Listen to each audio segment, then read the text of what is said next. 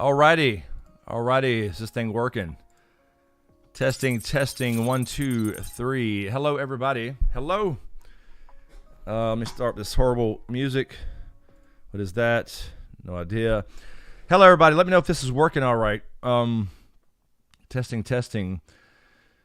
Hello, everybody. I know this is not our normal Sunday stream. I apologize. Riddick has had an issue now for a month or more.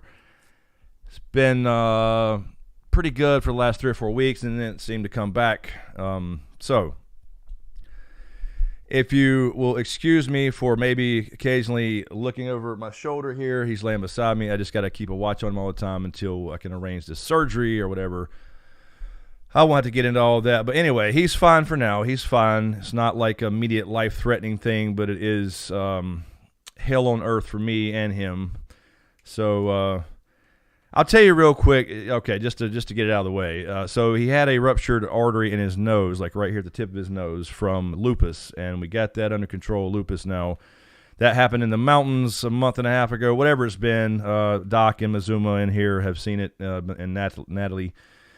And he was good. He came home, got his nose cauterized, he's on medication, all that good stuff, but that just pops back open randomly, and when it bleeds, it's a 3-foot stream, so it's not fun, and so you have to keep watch on him, and I hear every little lick and blah blah blah. So it's just one of those things where I can't even just go to sleep right without worrying about him bleeding out or something, because it's an artery. It's not like sometimes it's just a drip. Anyway, so I just want to mention that really quick, just as people will know, because everybody's asking. So I appreciate everybody asking and sending me messages last night, because some of you guys saw the tweet. I'm sorry, the tweet and the post on YouTube. So, but not a lot of people did.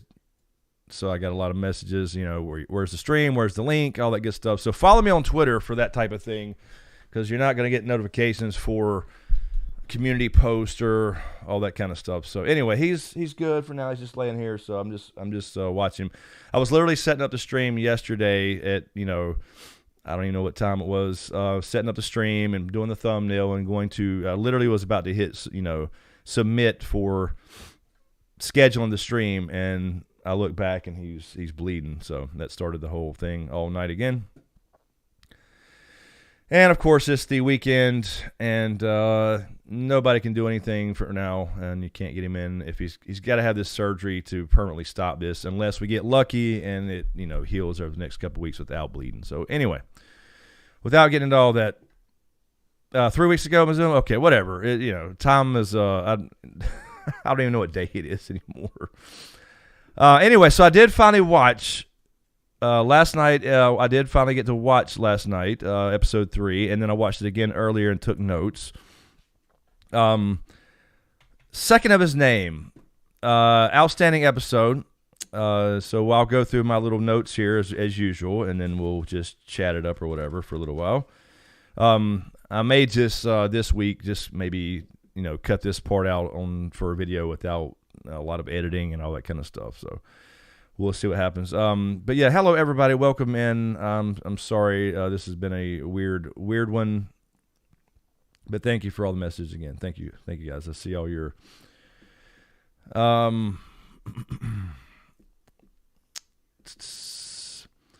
so thank you for all the kind words, extra snuggles to Mr. Riddick, poor doggy.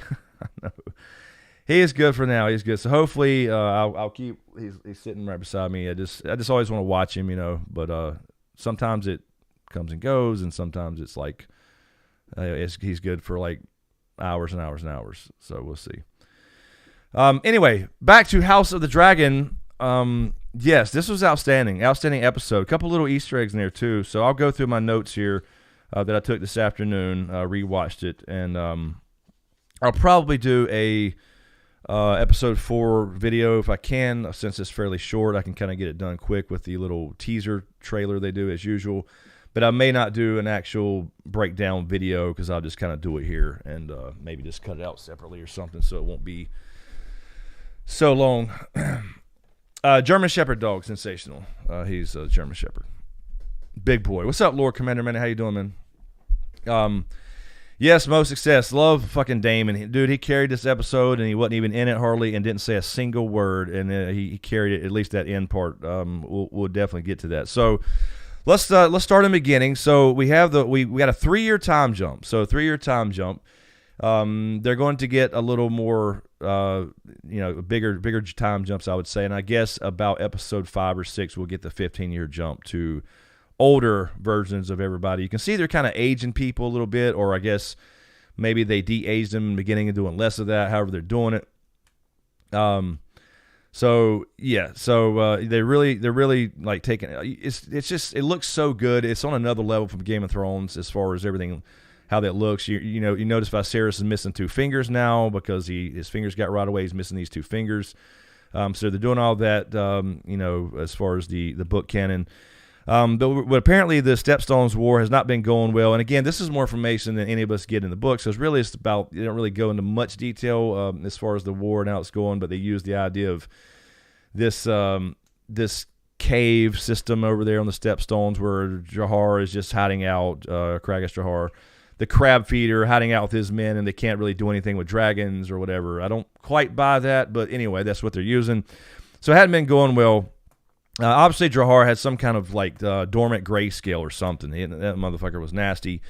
Kind of like Shireen did in House of the Dragon, where she had the spot on her face, but it had somehow been cured and stopped its spread. So he had obviously something like that. I don't know if that's a book thing, honestly. But what a gorgeous shot, though, in the beginning of Caraxes coming over, burning shit down. Little comedy in there with the dude like yelling, "My prince, House Valarion's coming," and there's Prince Daemon, save us, and then he steps on him, and it was hilarious. Obviously, wasn't on purpose. Yeah, and the chopping in half part, exactly. It wasn't even just a beheading, it was a damn quartering, or a little more than that, I would say. But anyway, so they're using that as the idea, is the hiding in the cave, so it's hard for them to win. Another show stealer was, I'm telling you, Laenor Velaryon, I'm telling you. So I put him in the thumbnail with Rhaenyra. You start to see there'll be a connection there, obviously, without any spoilers. Grey Ghost and him coming in at the end of the episode was really cool. And I liked his lines. I liked how he's portraying him. So he's done outstanding. What's up, K-Dubs? How are you? Let's see. So we have Aegon's second name day. So Aegon's already 2 years old, birthday, and we see the Hightower brothers scheming and all that kind of stuff. Typical stuff. We meet Jason and Tywin Lannister, the twins. Interesting enough, if you recognize that dude that plays both Jason and Tywin in different outfits, obviously, it is Sir Hugh of the Vale from Game of Thrones. If you remember Sir Hugh from season 1, who was recently knighted. He was the squire of Jon Arryn. So that was pretty cool to have him come back and play Jason and Tywin Lannister. And, of course, the whole thing is Jason wants to marry Rhaenyra, and Viserys is trying to get her married off and trying to do his duty. And you feel for Viserys in this episode because you can see, he's now lost 2 fingers. They're doing all these little things about his health, and then he's trying to please everybody at the same time, which was the problem with him as a king, being a good man but a weak king and all that stuff. So they really, really came across a lot, and you can see he's tired of it, of the bullshit, and he really don't want to be king. He says, "I'm tired of the politicking." So they go on this hunt in the Kingswood, and that's when you meet the Lannisters, and they come down and kind of host it and everything. So that's pretty cool to meet the Lannisters. And now Tywin is on the council, so he took the spot of, I guess, Corlys for now. So he is now on the council. So he comes up and warns him about the Stepstones. Then we have, Rhaenyra. She's back in the Godswood. She's got her iPod on loop, which is hilarious. She's got, I guess, a bard. First time we've really seen a bard, I think, in God. We've seen singers and whatever. I don't think they call them bards, but he's playing this song over and over and over while she's reading. So she's definitely defiant and all that stuff, but she's trying to prepare for her role, but she's afraid she's being undermined by Aegon and all that stuff. So you can see that's kind of coming out in there. Diane, I see your question. I was just going to get through this before we do questions. Rickon couldn't take less from Damon Zig and Zag or something. Yeah, exactly. Damon did catch a few though, but not enough. So I've already seen a meme on that as well, Diane, about the zigzagging. So for sure. Meg, Damon is a seasoned serpent. Yes, he is. He's outstanding, man. Matt Smith really grew on me too. Anyway, so she's defiant. You can see her relationship has changed with Alicent.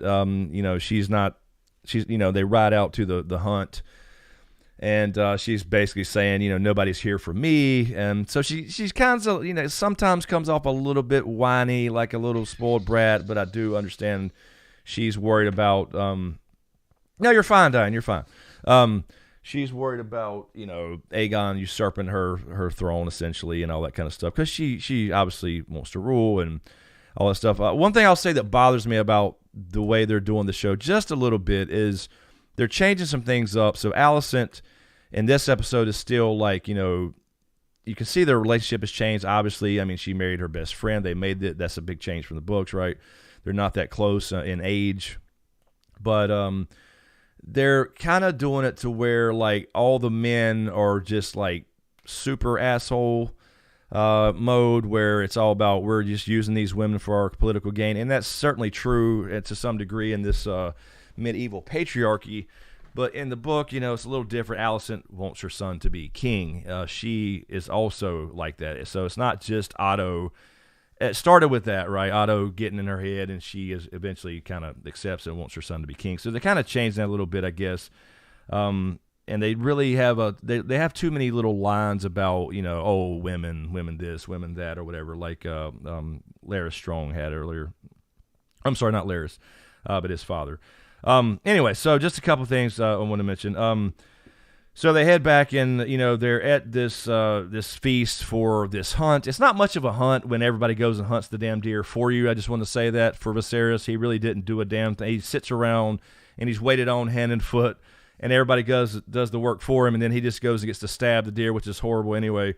But it wasn't the White Hart deer, which obviously is good symbolism there and foreshadowing, because, of course, later on it walks up to Rhaenyra when she's out on her own doing her own thing. So also wanted to mention, of course, Jason wants to marry Rhaenyra and all that stuff. That's what makes her run off. She's kind of feels like she's being whored out, and to a degree, she is. That's just the way of things. She knows she has duties and all that kind of stuff, but she wants to, she doesn't want a husband essentially right now. But that's what's going to. That's the relationship they have with Viserys. But then they have the conversation at the end. Yeah, Alex, Q&A. I'm glad you said that, Alex, right there. Q&A, the White Hart used to be a sign of royalty before the Targaryens came to power. I don't know. To my knowledge, I have not read any of that stuff to my knowledge, because everything I've read obviously starts with the Song of Ice and Fire. And so I don't know any history. I don't remember from maybe World of Ice and Fire if that's mentioned before. I could be just completely forgetting it. It's been a long time since I read all of those backstories and stuff. But I'll definitely look into that for sure. If anybody knows for sure, type it in the comments, because I don't remember that being a thing. I think that's a thing in. I recognize it. I think that's just a thing from real culture somewhere, like like a white buck or something. I don't know. Like it's so rare. But I don't remember that. So I think it's more or less for symbolism there, right? Yeah, exactly. Dart, what's up, Neff? How you doing, man? It was an execution. It was not a hunt. He's just sitting around waiting for people to do it for him. I was like, anyway. So I want to mention really quick, a cool little Easter egg was in here. I don't know if anybody caught this other than some eagle-eyed people. I haven't watched any reviews or anything like that. I don't actually watch a lot of YouTube stuff, at least till after I put my stuff out.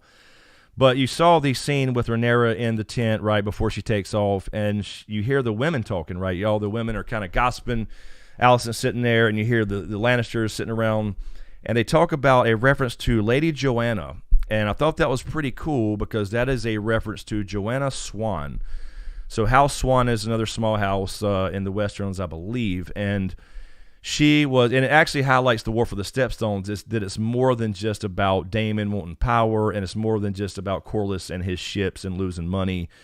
What happens in the Stepstones is, as the pirates are wiped out by the Triarchy, they start getting more greedy, and besides just taxing all these shipping lanes and stuff, they start actually taking people for slavery. So they, men, women, children, everything, and send them over to Lys, in particular, and other free cities.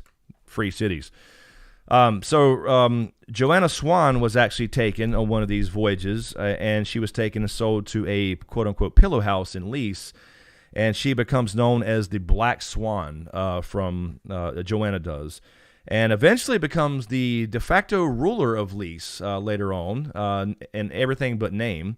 So that's a pretty cool little shout out there to the Black Swan. So that's what they were talking about, what the ladies were talking about the war. So it shows you that Daemon and Corlys they're not just, obviously that's the main reason Corlys wanted to get into it, because at the time the shipping lanes were all about control and taxes, and he's lost some boats and he's lost some men, that type of thing. That's enough, but that's also another little thing. They're actually taking people and selling them into slavery. So I thought that was a pretty cool little shout out. Little Easter egg from the books there, book thing. So again, Rhaenyra takes off. We see Kristen Cole follow her. Again, that was what we saw from the teaser. I thought it was Kristen Cole at the very beginning. The first teaser that came out, I said it was, but later on, it's like we saw Harold Westerling for some reason. I think they've changed that or something, because we saw, that's Harold Westerling, but it only made sense that it was. It only makes sense that was Kristen Cole being her personal protector. Yeah, that is a pretty cool Easter egg, man. And so it's about a little bit more than just money and that type of thing, as there are people being taken and sold. So, but we kind of kick off this relationship between Kristen Cole, right, and Rhaenyra. Pretty cool to see, because we don't know how this actually plays out in books. Again, we're getting all these details in the show.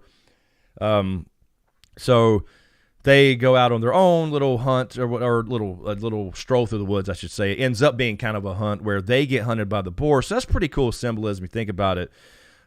While they're all hunting the white stag for the king, and he's sitting around waiting and just getting drunk, Rhaenyra's out there just having talks with Kristen Cole, and they're getting cozy, I would say. I don't think there's anything necessarily. We'll see which way it goes, if anyway, as far as relationship-wise, we'll see. But they're getting cozy, and she certainly has some looks at him and stuff like that, and he's taking care of her, and then the boar the boar is kind of hunting them, like the boar is hunting Rhaenyra, right? It's kind of a reverse parallel thing going on with the whole hunt. While Viserys is killing the deer that they hunted down, and then the white stag comes to her and she lets it go, the boar's kind of hunting them. So I thought that was pretty cool little way to do that. So anyway, so he kills the boar, and then she finishes it off, and that's where he saw the shot with blood on her face. That's why I originally thought she may go help her uncle Daemon in the War for the Stepstones, but apparently not. That was just from the boar scene. So that was pretty cool. And then, yeah, exactly, Bert. Good point. Using the Lannister spear to kill the stag, that certainly is another little thing, probably a little bit of symbolism there for what's to come. It'll be obviously 170 years later, but as far as well, no, I see. Let me. So they're on his side though, but essentially they become, the Lannisters do take over as far as the bastard kids. So in a way, I guess that could be a little Easter egg there. Okay, so let's see. What was that? I'm sorry. Fat Laba, just one question. Did fantasy fans not understand that Daenerys was the Mad Queen all along? No, a lot of people didn't, because the books, don't paint her in that light, and then the show followed suit pretty closely for 4 seasons, and she had her moments, but they they really made it out to be this theme of, she is not her father, right? Type of thing. So that's why that was a big surprise. Now you can kind of see it now if you look back, and that's what they were trying to do. But anyway, we won't get into Game of Thrones. But I don't like that ending regardless. I just don't like the ending. Even if I'm sure it's George R. R. Martin's. I have no doubt about it. That it's not going to be Dany. She's going to do the same thing in some way, shape, or form in the books. I'm completely confident of that. Although we'll never see it, but. I think obviously it was rushed in the way they did it, so a lot of people didn't get it. So it was really rushed. Anyway, so let's see. I was seeing.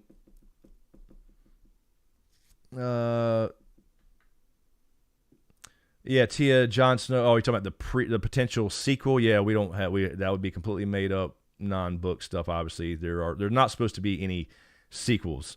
All right. Anyway, so back to this. So we get our first look at Viserys a couple times. Everybody's telling him name Aegon the heir. They assume they're going to name Aegon the heir, being the firstborn son. So that keeps coming up, and I don't know if they're going to. I guess they'll probably skip the part where Otto keeps bringing it up and he sends it back to Old Town. That's a kind of a book thing, not a big deal, but people are already in his ear. And I'm telling you, Lionel Strong is Viserys' closest fucking ally in this show. He plays like he's got a small role. Obviously, the one on the this is the father of Breakbones and Clubfoot. We'll talk about in a second. But he is on the council. We saw him before. He's the one who told him to marry Laena. He's giving him the best fucking advice, but he just don't listen. And he says the same thing again. Basically. Marry Rhaenyra to Laenor now, basically for the same reasons. I mean, he's the only one being like truly giving him good advice. Otto Hightower's undermining the whole thing for Aegon and his grandson, all that good stuff, and his own family. So I just wanted to shout out Lionel Strong there. I like him a lot better than I ever thought, from being the Greens and the Blacks and all that kind of stuff. So Lionel Strong, shout out to Lionel Strong there for giving the king actual good advice. The problem is he won't fucking take it.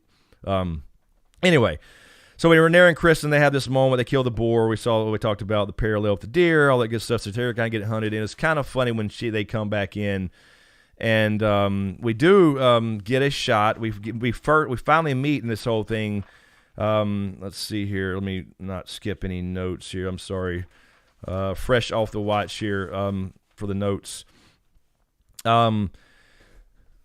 We do meet Larys and Harwin Strong, Breakbones, and then the Clubfoot as well in these scenes. So they're going to play a role. Again, I won't go further than that to spoil anything, but we saw old Harwin Strong smiling at Rhaenyra when she came back in, bringing her boar and all that good stuff. So she had her own little hunt and killed it herself, by the way, which is kind of the point of that, I think.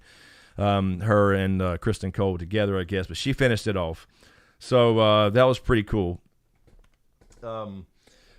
So we got our first look. So we saw Clubfoot come in. He just kind of sits with people in the tent, and then we saw obviously Breakbones Harwin smiling as he's cleaning the deer. I'm assuming that's the same deer that Viserys slaughtered, although he didn't actually hunt the damn thing. Matthew Stiles, thank you for the super chat, Matthew. Really appreciate it, man. Appreciate the 5 just hopping in. Glad to see you live talking about this episode. Yeah, man, Matthew. I don't know if you saw the message last night on Twitter or the I guess community feed on YouTube. Not a lot of people saw it, but dog issues, pet issues, medical emergency type stuff. So that's what we didn't stream yesterday. Anyway, but I talked about all that in the very beginning. If you want to watch that later, if you're curious about it. So. Thank you, man. I really appreciate the 5. Helps a lot. Let's see here. Let me make sure I'm not missing anything. So yeah, we already got to the part where she goes back in after she sees the White Hart come to her and then lets it go, and that eluded Viserys. A little symbolism there. Again, here we go back to Otto working on Alicent again. In this episode, Alicent's still trying to defend Rhaenyra, and which is fine. I think it's fine, but the ages are so different from the books and all that kind of stuff, man. It's like they're still trying to make out, like I was saying earlier, like all the men to be like using everybody. And I'm not saying that Otto's not. Obviously, he is. But Alicent also shares these sentiments too. Now, again, this is maybe breaking it down to why, so that's fine. I just wanted to point that out. There's some changes there that kind of, I don't know, come off. It rubbed me the wrong way a little bit. But at this point, at least, Alicent is still basically saying, why would her brother want to, take away her birthrights? And he reversed and said, no, Aegon's the one being robbed. So that's part of Otto's bullshit, of course. Can't stand that bastard, obviously. I don't know of a single person that could like him, but whatever. Anyway, so I just wanted to bring that up, that's a little bit different from at least what I remember. I don't remember any time in the books where, because again, we don't get the details. So it's fine if that's what they're doing for the kind of the transition, but at some point Alicent becomes, Sarah Kay is Cersei, right? I mean, she becomes that. She's not just like a victim anymore of her father's bullshit. She is completely on the same page as far as wanting Aegon to be king. So I don't know. They bug me with that little stuff there, with those kind of things, because like even when Larys was telling the king a bit about Laenor and all that stuff, marrying Rhaenyra to Laenor, it's like, Jaehaerys ruled for 60 years in peace, but his kids drove him crazy, especially his daughters. It's like they're making every dude really shit all over women, and it's like, we get it, okay, we get it, it's medieval patriarchy, we get it, but you don't have to throw in extra stupid lines like that. Just little things that bother me. I'm just being honest about it. Again, I'm not taking away from the show. The show's fucking outstanding. Anyway, I just noticed those things now, of course, with the modern day political bullshit. Anyway, so Viserys decides to send help to Daemon, but Daemon, of course, takes this personally and beats the shit out of the messenger, doesn't say a word, steals the episode without saying a single line of dialogue. But eventually he does tell Rhaenyra to marry who at the end, near the end, but before we get to the war. He does kind of make up with Rhaenyra in the sense of, look, I'm just trying to help you.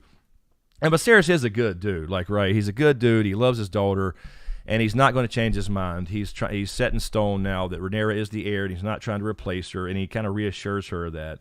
And essentially says, marry who you want. Now, I think that's going to change. We'll see if the thing who she marries is forced, or if it's kind of because it's in the book, it's definitely forced. We'll see if they change that now, but I think maybe they will probably have to go back to, no, okay, we got to make a decision here. You're not making the decision. You're just wasting time. You've got to get married, and it'll probably go back to something like that. So, anyway, so he does make that promise to her as far as not just looking over her as heir now that he has a son. Let's see. Darkside Alicent tried to pull the mom card on Rhaenyra to know. Yes, she did. It's not that bad. It's long days, but Aegon came out without a fuss. But yeah, you can definitely see their relationship changing. And now she calls her, her Grace, kind of sarcastically and all that kind of stuff. Then we jump to the war. Sorry about that. Then we jump to the war. My favorite person besides Daemon himself in the war is Laenor. We have Vaemond here now, Vaemond Velaryon. Now, he is changed from the books to the show. He is Corlys's brother here, where he is actually a nephew in the books. So I guess they just made him a little closer in age and made them brothers. Not a big deal, not a big change. Not sure why, but I guess just for age's sake or something. But I love Laenor's little line there, because he's complaining, like Vaemond is complaining about Daemon, right? They're losing this war because of Daemon.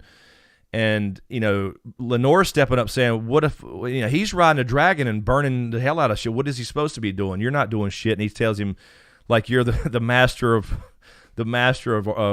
whining or something like that. I love the line. So Laenor is coming off well. I'm liking him already.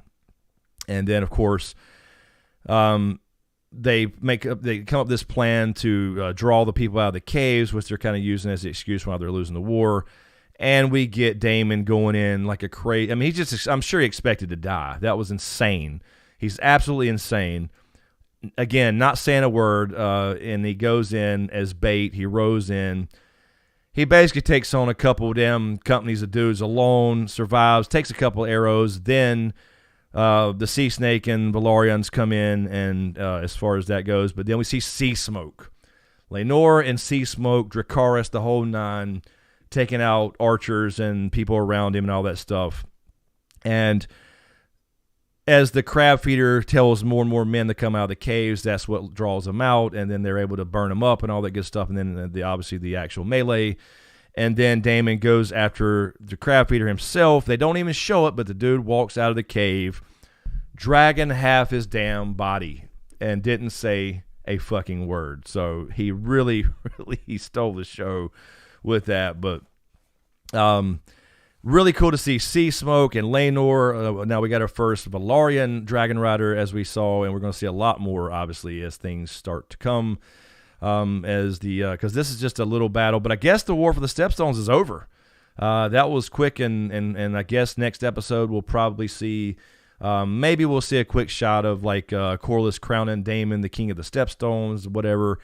But we'll see him go back to the Red Keep, obviously, as we saw in the preview, and present his crown to his brother. So, Sea Smoke, that Rick Hop, that is Daemon's. I'm sorry, that is Lenore's dragon that we saw, the gray dragon that Daemon was playing bait for. So really cool episode. Really enjoyed it. Parts of the hunt were slow, but they were doing that for Viserys and the relationships and the politicking, as he said. But when we got back to that, really they kind of followed. You can see some of the same shots and style. I don't know if Miguel did this episode or whatever, but Battle of the Bastards style, where you kind of followed Daemon a little bit, even waving the flag or whatever, looked like Jon Snow from behind, waving the white flag as he faked his surrender. He did Dark Side. He walked out with the crab feeder like he was a bat. I wish he would have been holding him like that. Like he was just dragging him, and then he's bloody as hell. He obviously went and cut him down. Dark Sister, man, because I couldn't believe, man. I didn't, I understood what they were trying to plan, and then he said, "Who's going to be the bait? Who would walk in there and be, basically guaranteed to die?" And Lenore's like, "Daemon will do it." And then we see him rolling as we hear. I thought that was a good little touch too. We're hearing his father's words, in his voice, the letter he sent, where he's sending like 10 ships and 2,000 men, and he kind of took it as a slap in the face. He's like, "Nah, I'm not. I don't need that shit. I'm going to win this on my own." And he walks in there in the middle of the fire himself without his dragon. I mean, another little touch I want to mention really quick too that I forgot to mention earlier. The bond between Daemon and Caraxes we saw, and we'll probably see more of this as we get into the Dance of the Dragons next season. But you saw him. He lifted his arm, and then Caraxes lifted his wing to block all the little arrows that don't even scathe him. When Daemon took an arrow to the shoulder, a fire arrow, you saw Caraxes yell. So you see that blood bond. They feel each other's pain. Very similar to Dany, obviously, in Season 8 and other seasons as well. But obviously, Drogon knew when Dany was stabbed and all that stuff. So really cool to see the full blood bond in effect there. With really cool to see Caraxes burning people up. But Lenore was the unsung hero, man. I'm telling you, Daemon stole the show for sure, without saying a word. But Lenore was the unsung hero, and I like him already. So really cool to see that. What's up, Betray King? How are you? Yeah, Otto getting sent packing next week. I don't know. That's what I was saying earlier, Betrayed. I don't know if they'll skip that part or what, because I don't know how late we're getting into the timeline here. They still have time to do that, but I don't know if they'll do that or not, honestly. But we'll see. They can still do it. I don't exactly remember the timeline from books. Again, we're getting all the details in the show, as opposed to, which again is separate canon. Obviously, we just talked about that last week with the show canon versus the book canon. But anyway, really good job this episode. It's just stunning. It's gorgeous. The characters are well done. Most everybody I like. I don't think I really have a problem with anybody as an actor, any of that stuff. It just looks stunning. It's more colorful. It's almost like Game of Thrones when you look back. I mean, don't get me wrong. It always looks great. Watch out, Tia. Your Nightbot will time you out if you use too many capital letters, by the way. Sorry. So that was a bot, not a person. But yeah, anyway, it just it's almost like the Matrix when you realize the Matrix, right? When they're in the Matrix from the old movie, everything's kind of got a green tint over it, and the real world has like a blue tint. It was almost like that with Game of Thrones. There's something dark and dreary about it, but this is a lot more. While they still keep it dark and dreary for the look and the feel, a lot more colorful. The cinematography is better. I mean, just everything's just better. So it's really, really interesting. That it wasn't that long ago that Game of Thrones ended, but really, really loving this show. Watch out, Tia. Again, capitals. Look, that's an automatic thing. I need to change it, I guess, but it's going to time you out longer and longer. So careful with Nightbot. Anyway. So let's see. Meg Paul. Other than that, the craft reader was being quite aggressive. So it fits, as Miz said. He was, and then you couldn't really see him clearly. Like I didn't pause it this time or whatever, but I'm pretty sure that was like old grayscale. Did anybody think it was anything else? I mean, there's nothing else to my knowledge. And by the way, I wanted to mention this too. It's a Targaryen thing. Daemon's dragging a dude with grayscale, or at least he had grayscale. Again, we're not sure if he still got it or whatever. He couldn't really see his whole body, obviously. And that mask made it look even weirder. And he had one eye you could see was like gray or whatever. But Targaryens, remember, being immune to many diseases, most diseases, pretty much all diseases.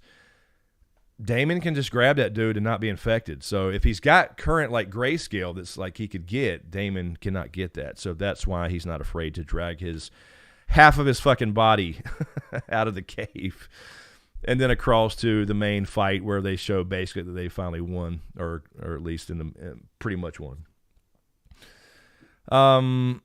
Yeah, Sarah, the costumes are really good because I think what we're seeing more of their own heraldry as opposed to, like, for example, the Starks, right? All their bannermen in Game of Thrones wore Stark gear, right? So it was all the same.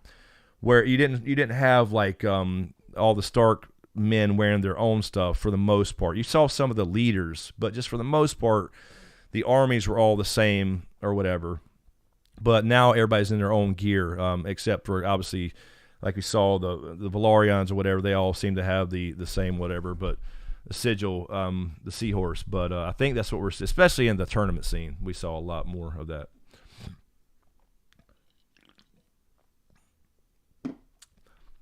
Diane, you thought he had been burned and blind in one eye. Maybe it could have been. I didn't pause it to really like study it, but when I saw the screenshot from last week, I think I put it in a thumbnail for the last video last week, I believe. To me, it looked like that he had grayscale. I thought I saw the patch very similar to Jorah's arm. There was one part of his arm or back, or maybe it was his neck or something, that seemed to have that scaly look. So, Rick, so that was the Valarian fleet troops. That was House Valarian. So Daemon's basically there with just the Valarians. He's basically by himself. He might have some, still some of his people from Dragonstone that were former Gold Cloaks, all that kind of stuff. But for the most part, it's the Valarian troops and their fleet, their navy essentially. Jedi Shogun, if they're immune to most disease, and what is killing the king? Well, it's different. That is a good point, Jedi. You're right. It's kind of a contradiction. The king is in the books he does lose 2 fingers from being cut and stuff like that. So they're not immune to like infection. I would say, obviously, but the king has a different condition. It is technically a disease, but what I'm saying by disease is like transmittable things, right? So grayscale, a cold, things like that, they're pretty much immune to for the most part, not completely. So Viserys was a dragon rider and all that stuff, but remember, he only rode Balerion one time, and then when he died, as being from old age, Balerion, he never took another dragon. So he's more of the dreamer type, like Dany's the dreamer. So that's what they established in the show that is not in the books at all. So I won't go into it. I won't spoil anything, but he doesn't like die or anything from like some weird disease. they're implying like, diabetes and or whatever, and wounds that won't heal, but that's not exactly the same from the book, so I won't say anymore. But yeah, I just mean like those type of things. LeVar, wow, I didn't know about the Targaryens. Cool. Yeah. I mean, so like, in the books, for example, Dany can walk out in the middle of Meereen. And remember in the books, Tyrion has still not met Dany, right? He's over there in Meereen, and the essentially a plague is breaking out in Meereen right now in the books. They're just sitting there for the last 12 years. And everybody's getting sick and dying, right? Basically, and Dany just walks out there, and they're like, "Hey, you'll get sick," and she's like, "No, I'm fine." She knows she won't get sick because she got that dragon blood, so she's pretty much immune to. And again, it's not like foolproof, but pretty much. Ian thought Kragus looked like Jorah after Grayscale was cut off. Yeah, kind of, sort of. It kind of looks like, to me, that's what I'm thinking, that it was like Shireen where they had stopped it or something, but not active. Because remember, full-fledged Grayscale starts to fuck with their minds too, but that could be part of it. I mean, he didn't act sane. He didn't say anything. He just kind of nodded his head. I mean, who knows? If we'd have got some, dialogue, maybe we could tell. But String Theory, what's up? How are you doing? By the way, I don't know if these notifications are working, so if you're subbing, I really appreciate it. Yeah, Rain Hoops, thank you for subbing. I see that now. It just popped up. Kevin Thompson, thank you for subscribing as well. Appreciate it. Let's see. Was Rhaenyra a better sister up to this point in the book? Seems like she has never held her little brother and wants no part of him. It's a lot different in the book String because Rhaenyra is not really involved at all. Because Alicent is about 10 years older in the books. They're not best friends in the books. Making them best friends in the show makes it better. It really makes it better because it's going to hit harder when things go down later. So, yeah. It's not where she hates Aegon or anything like that. The difference comes later when she has kids. And again, without spoiling things, that's when things start to really change big time between them. So yeah, it's a lot different in the sense of they're not even best friends. They're not really that close.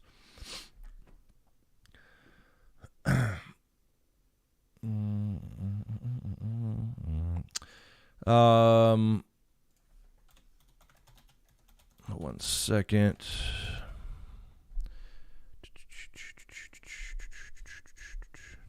Oh, oops.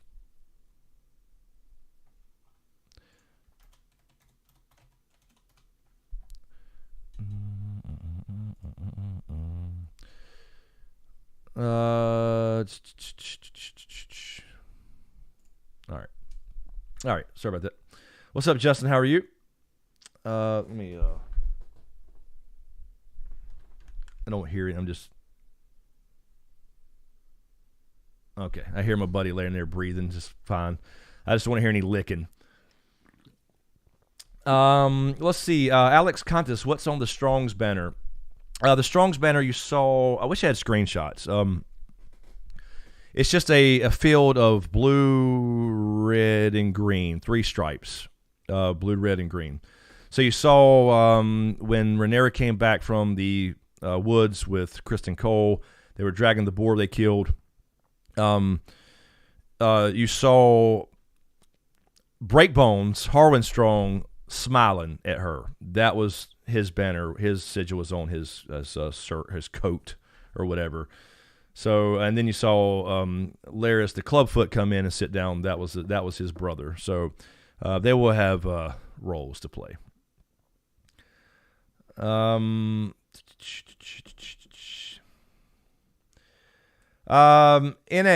this is a good point. Does anyone think that Crab Feeder falling for the trap is unrealistic? I said the same thing earlier about they use the cave things as like an excuse to be losing this war. There's no reason for them to lose this war. They have dragons. They could burn their entire fleets in literally 10 minutes. Anybody out on the islands they could burn in 10 minutes. For them to say, this is the one aspect I didn't like, it just seemed unrealistic to me. Again, I liked what Daemon did. It shows him he's crazy. He went in there and he certainly was going to die.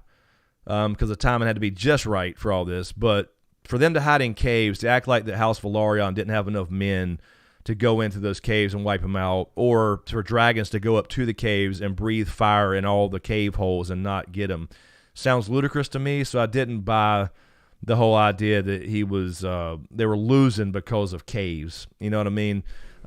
Just go. They have better equipment. You know, I don't know. They're more suited for war. You have dragons. Some of the caves might be bigger. You can literally go in and just light up the inside of these. I mean, I'm not saying that you can't have areas that are big and, you know, these big mountains or whatever on these islands or whatever and have big caves. I just thought that was a little unrealistic to me. Yeah, and then he was definitely on the lookout. He was suspicious of a trap, and then of course he saw Daemon. You know, obviously he didn't really surrender, and he still sent more people out as he kept looking for dragons. He had to be expecting it. So it just looked like a small number of people to be considered winning that war. You know what I mean? Like, are they just out fighting them on the beaches with dragons? I don't know. I don't quite buy that, but that's okay. That's what they had to use to show Daemon going out there just insane, being the bait, and then Laenor coming by on sea smoke. So really cool that they added Laenor in there, because book-wise it's just Daemon and one dragon, and they do it. Excuse me. Yeah, Diane, maybe. Meg Paul saying the same. Yeah, the caves and dragons since the hiding. I mean, yeah, sure, but it's like if you're hiding out in caves, I would do the same thing as I would if you were hiding out in a castle. You would have no supplies coming in. I mean, if you can't go in there and clear the caves out, just sit out there all day with all your men and dragons, and let no food and water. After a couple of weeks, they're going to come out. I mean, whatever. I'm just saying, not that realistic, but that's fine. Not a big deal. John Snow Rules, thank you, man, for the super chat. I saw Rings of Power and enjoyed it, by the way. I did watch the first episode the other day. I haven't watched the second one yet. I'm going to do a video on it. I won't talk about it here, but I don't think it's nearly as bad as people are saying. I really don't. I mean, I got thoughts on it. Everything's not perfect, and there's certainly some messaging in there that I don't like, and all this kind of stuff with modern day stuff, and they're not being faithful to Tolkien in a lot of ways. But if you just watch this as a fantasy show and didn't know Tolkien, you'd probably enjoy it. It's not that bad, and it really looks good too. Of course it looks good. They spent $1 billion, but I have problems with it. I want to do a video on it for sure, because I mean, I understand the arguments on both sides, but I think you have the extremes where you can't change anything. It's Tolkien, and then the other side is you can change everything because it's supposed to be about modern day politics and what the world looks like today, and that's not true either. So I'm somewhere in the middle as usual. I try to be fair and watch it and judge it myself, but I would just in a sentence, without just spending time on Lord of the Rings here. It's not as bad as people are making out to be, but it's not Tolkien, for sure. Graphics Princess, thank you for subscribing as well. Thank you. Yeah, any questions, man? Any questions? Throw them out here. Let's talk about it. I know y'all had a bunch earlier. I probably missed, so I apologize. But just type those again if you don't mind.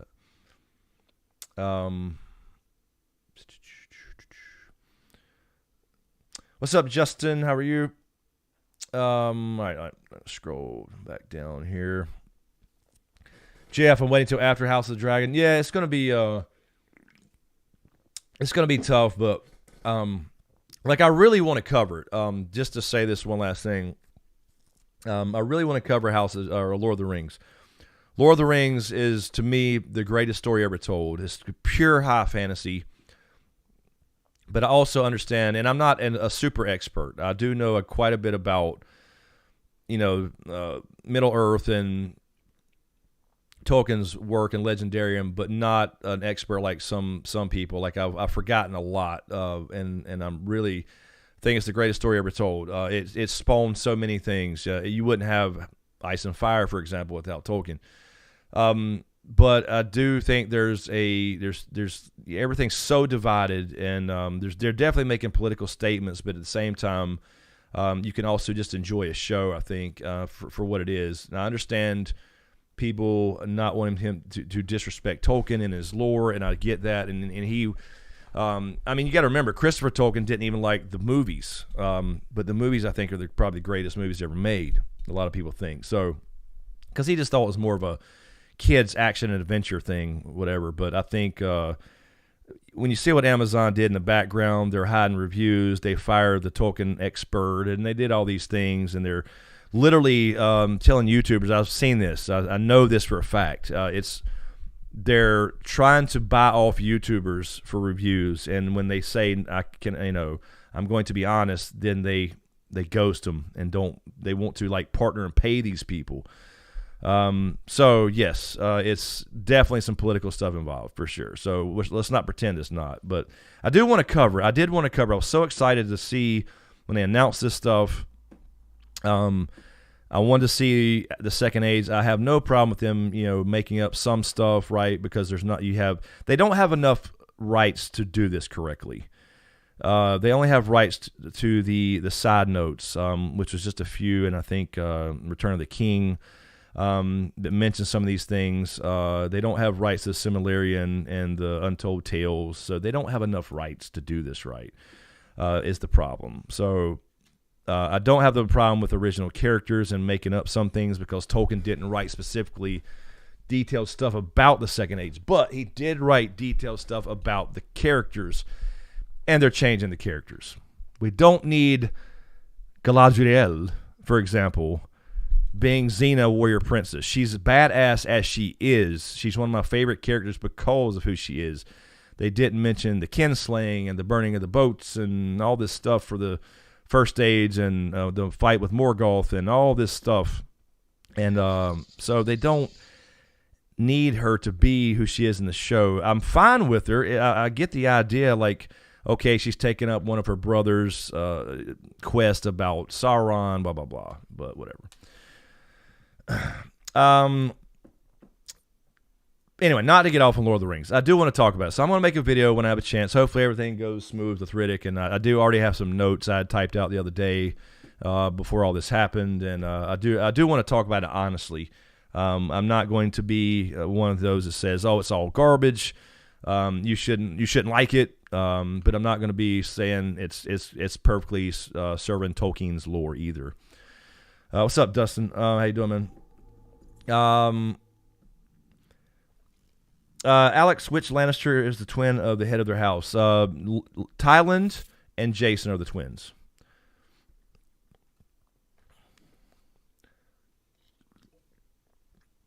Tyland is on the council now. Tyland is on Viserys' council.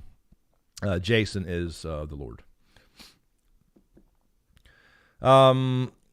Didymus, twin Gemini. What's up?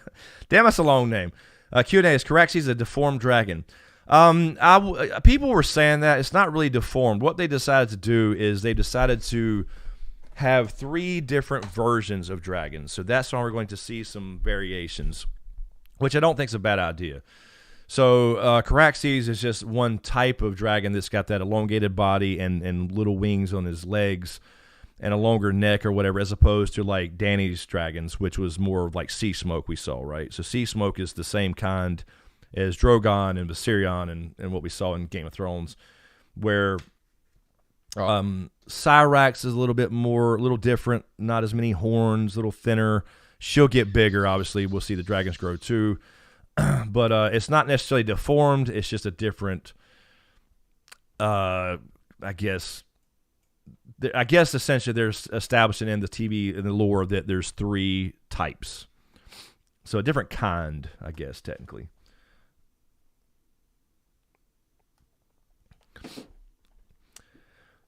Bolting Vulture, happy stream night. Hope Riddick is doing it. Thank you, man. I appreciate it. Yeah, he's doing good for now.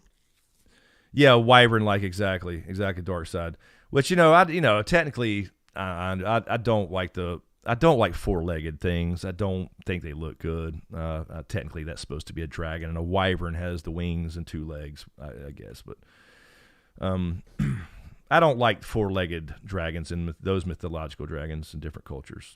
I mean, as far as the look goes, I'm just saying. Tim, what's up, Tim? How you doing, man? Did you play Shadow of Mordor war game? Those were excellent. P.S. Can't stand young Cersei, Rhaenyra. Oh, okay. So that's interesting. I did play one Shadow of Mordor game. I did stream it for a little while, actually. I think I still have it on PC.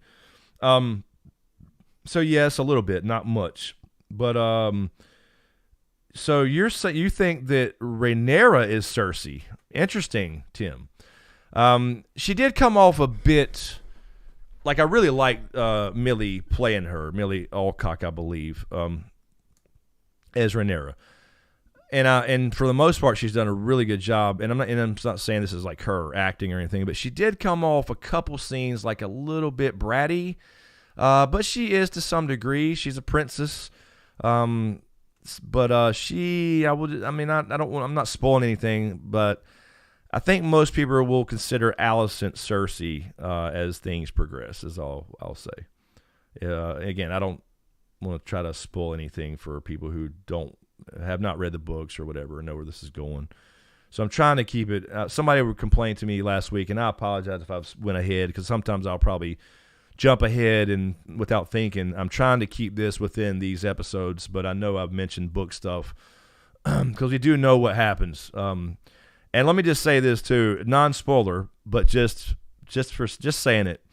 If you think Damon's crazy as fuck for walking out in the middle of that shitstorm, and taking arrows and doing the whole thing for the trap, you ain't seen shit yet. But anyway.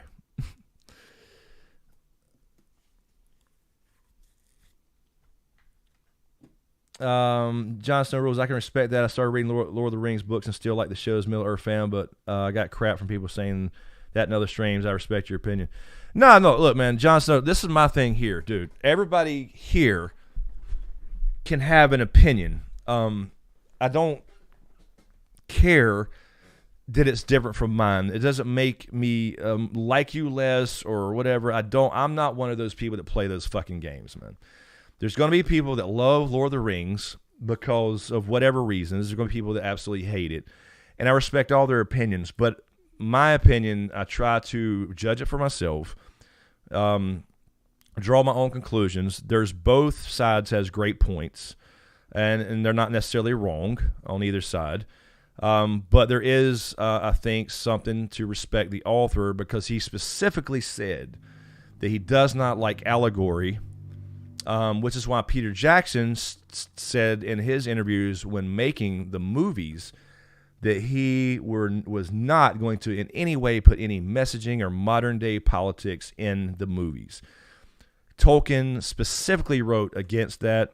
And what I'm saying about the characters that I've seen so far in episode 1, more or less revolving around Galadriel, is it's not Galadriel. Yes, she was described as being younger, and Valinor as athletic and prideful and all that kind of stuff, but she was never a leader of the northern armies. She never carried a sword and wore armor. She became, I guess the best word for it is like a mage. Her knowledge is her power. She's a very powerful character that everybody loved already. We didn't need her to be, I don't know, like warrior princess Xena. And again, it's just not the character he wrote. So while it's cool to see a young version of her, and because he did write about her being young to some degree, but not in detail, I don't think that fits what he wrote. And it's just that one example. But there's other things that are fine. It's like the Harfoots, right? The hobbits. They keep saying Harfoots are like a proto-hobbit. No. Harfoots are hobbits. They're just hobbits. There's like 3 types of hobbits, and Harfoot's one of them. They wasn't in the Second Age. But again, that's a change I can deal with, because it's not... It does break the lore in the sense of nobody saw them in the Second Age, but it doesn't mean that you can't have a story with them involved, being out there, just kind of entering the world, finding their way, whatever, before all these people get to the Shire. So that's not something that's as serious as changing the character themselves, if that makes sense. Like, it's not going to hurt anything to have some hobbits out here and have part of the story, right? Anyway, but it was a little weird either way. But I'm just saying that's not like super egregious to me. Mazuma, the Harfoots were cringe. Yeah, I mean, they to some degree they were. But all I'm saying is like it's just that's a thing that you can kind of like, okay, well, you can't just keep showing Numenor and all this kind of stuff. Even we haven't seen that yet, obviously. And again, I'm going off one episode, so I'm not going to judge. I'm not going to judge yet. I've seen some issues and I saw some things that I liked, and I think it looks good. I think it feels kind of cool. It certainly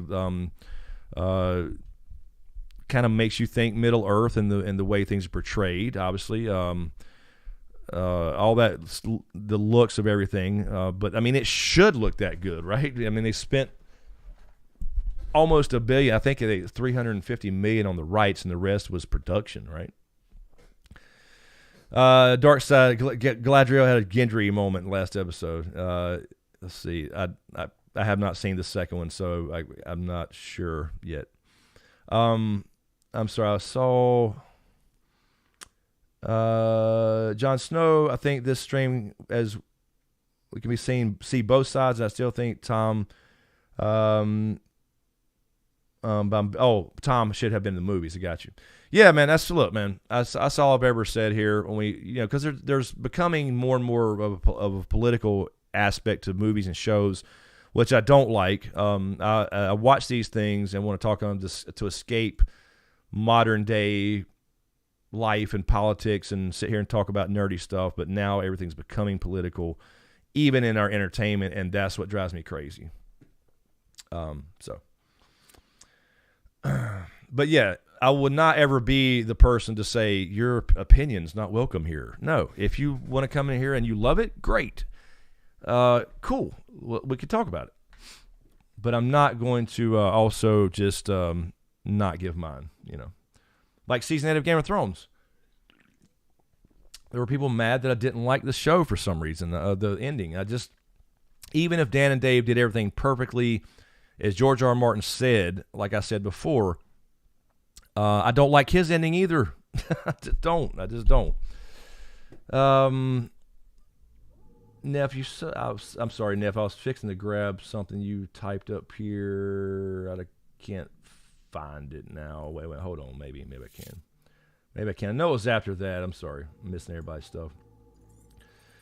Demon's Gate. Rings of Power is expensive fanfic. I don't see how people can see it. It really is. I mean, you're right, Demon's Gate. You're absolutely right. It is essentially fanfic. But again, the problem is they can't do anything accurate. Well, they can do the things they're doing more accurate, but what I'm saying is they don't have enough rights to things like the Silmarillion, Untold Tales, all that stuff to do it accurate. You know what I mean? Even if they wanted to. So it's 100% fan fiction. It absolutely is.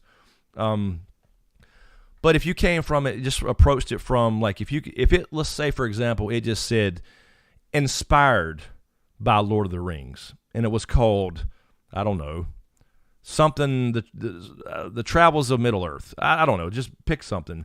And it wasn't supposed to be Lord of the Rings. It would be a good fantasy show, I think. I mean, again, from what I've seen so far. Again, I haven't seen episode 2 to judge or any further than 1. But that's all I mean is there's more to it than just, okay, it's bad or it's good. There's nuance to things. And that's what I don't like these days is every conversation seems to lack fucking nuance, man.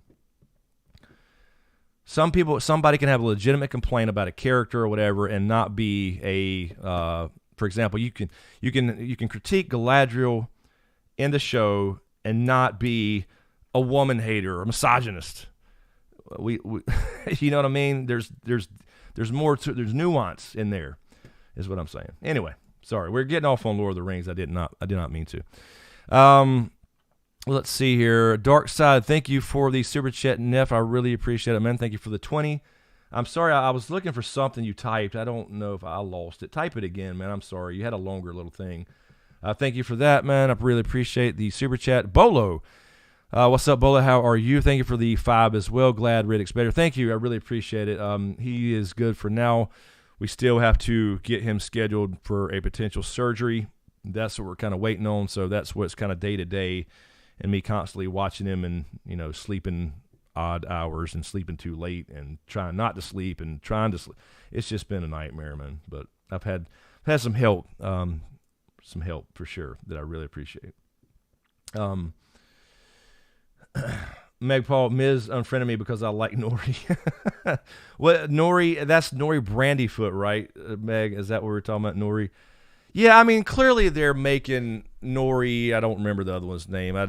Again, these are made up characters, which is fine, but they're clearly, trying to kind of recreate a Samwise and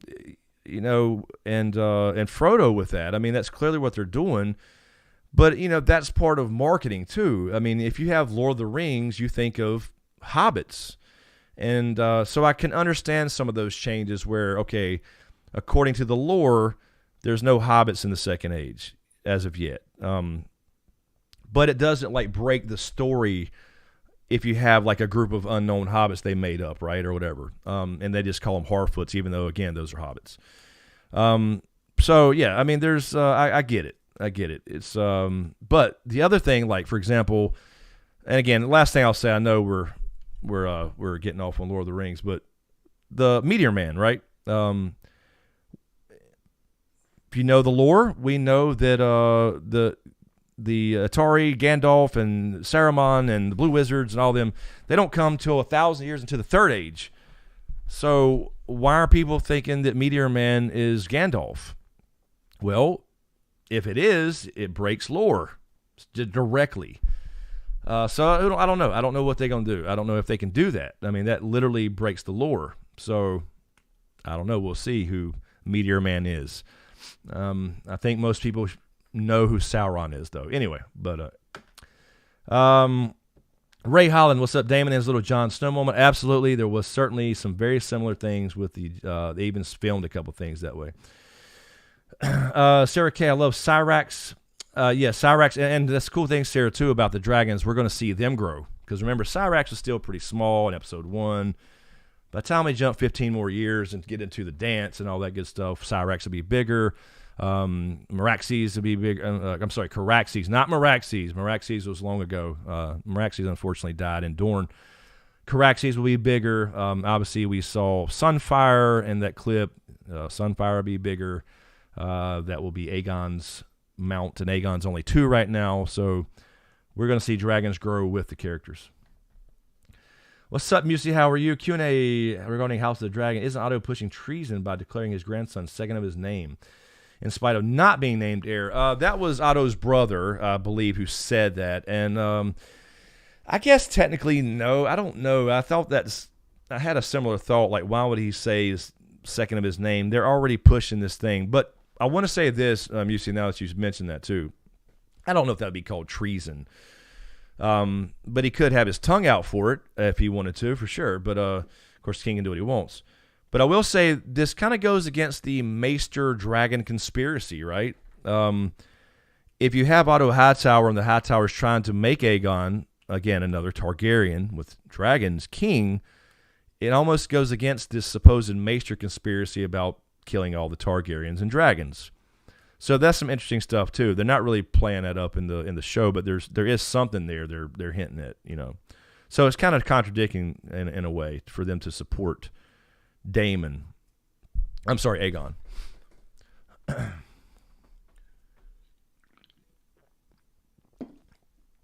Betrayed. Yeah, that is true. Cyrax will be bigger but parked in the garage for the duration. Pretty much. Yeah, won't see a lot of Cyrax later for sure. That is true. Anyway. Meg Paul, can we talk about episode 4 preview? Yeah, no, we can absolutely talk about episode 4, the preview, because it's just a preview. And before we do that, I'll just warn anybody if I see something, because I hadn't done a video yet or anything this week. Obviously, I'm just getting started, or I'm late. So I'll just warn everybody before we talk about it. I can pull up that teaser, actually. We can go over it. That'd be cool. All right, Diane, have a good one. Thank you for the prayers for Mr. Riddick.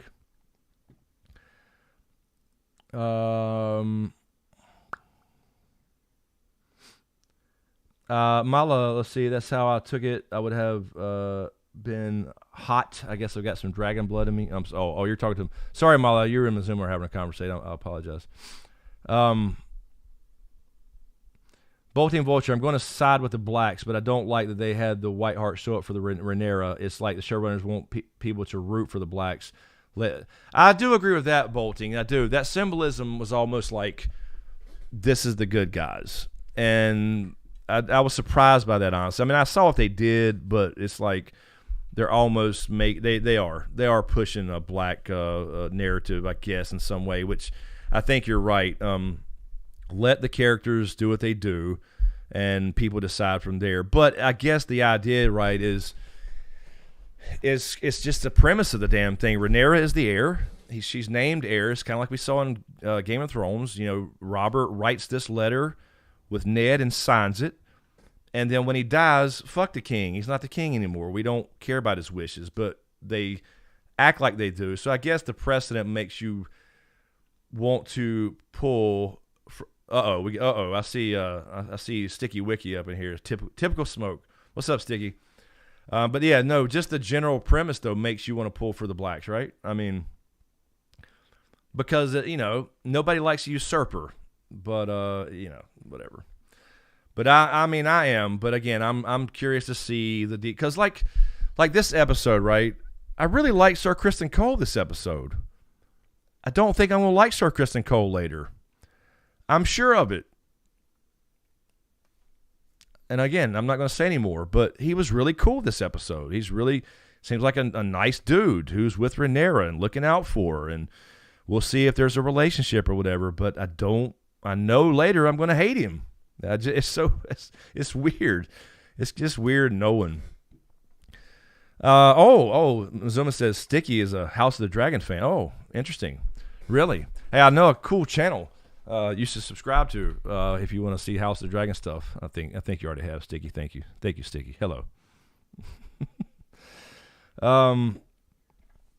Yeah, Meg. So yeah, their scenes together are great. Yeah, right. So I don't know how he's got to do some shit, right? He's got to do something to make me not like him, which I'm assuming I still won't after the show because I have obviously read the damn book. But Neff, Dark Side Droids, I still don't understand the black and green thing. So essentially, you'll see another tournament, and I don't know exactly when they'll do this. I'm assuming probably episode 10, but it's just a guess.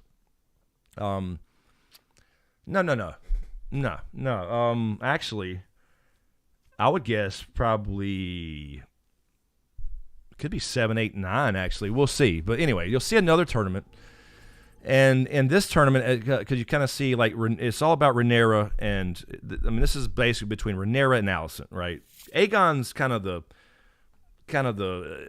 of through him, but it's really Alicent and Rhaenyra, and you see, they're going to start change. Their relationship's going to change, but the name essentially, if that's what you're asking, and correct me if you're not asking that, maybe I'm just misunderstanding. But you'll see a tournament, and as the relationship starts to splinter a little bit, as you already saw in this latest episode, another tournament will happen, and then you'll see them show up, and Rhaenyra will wear like the black and red of House Targaryen, which I think you saw in the previews. I think that's the dresses. And then Alicent shows up in green. People start noticing, right? They start noticing the Queen's party and the princess's party, right? They just, she has her girls and she has her girls. They all have these little consorts. And anyway, they show up and wearing these different colored dresses, and people take note and say, oh, okay, you're part of the blacks and you're part of the greens. It becomes a thing, and that's what the teams are essentially called. It's almost like jersey colors is really what it is. What's up, Lord Kev? He's back. There he is. What's up, man? Yeah, so that's when they start calling them that. So that hadn't happened yet. We'll probably see that before. Well, you'll definitely see it this season. I was just trying to think of the timeline because you won't see the Dance of the Dragons this year. You'll probably, I'm guessing, see First Blood in episode 10, maybe. But but I won't go any further than that for spoilers. But yeah, so that's how they get the blacks and the greens. So, and there's some switching sides and things, which is I was kind of alluding to before. Mala Firebringer, thank you for the super chat. Really appreciate it. I don't know if you meant to type a question. Feel free to retype that. And Ravufi, Rav, thank you for subscribing as well. I appreciate it.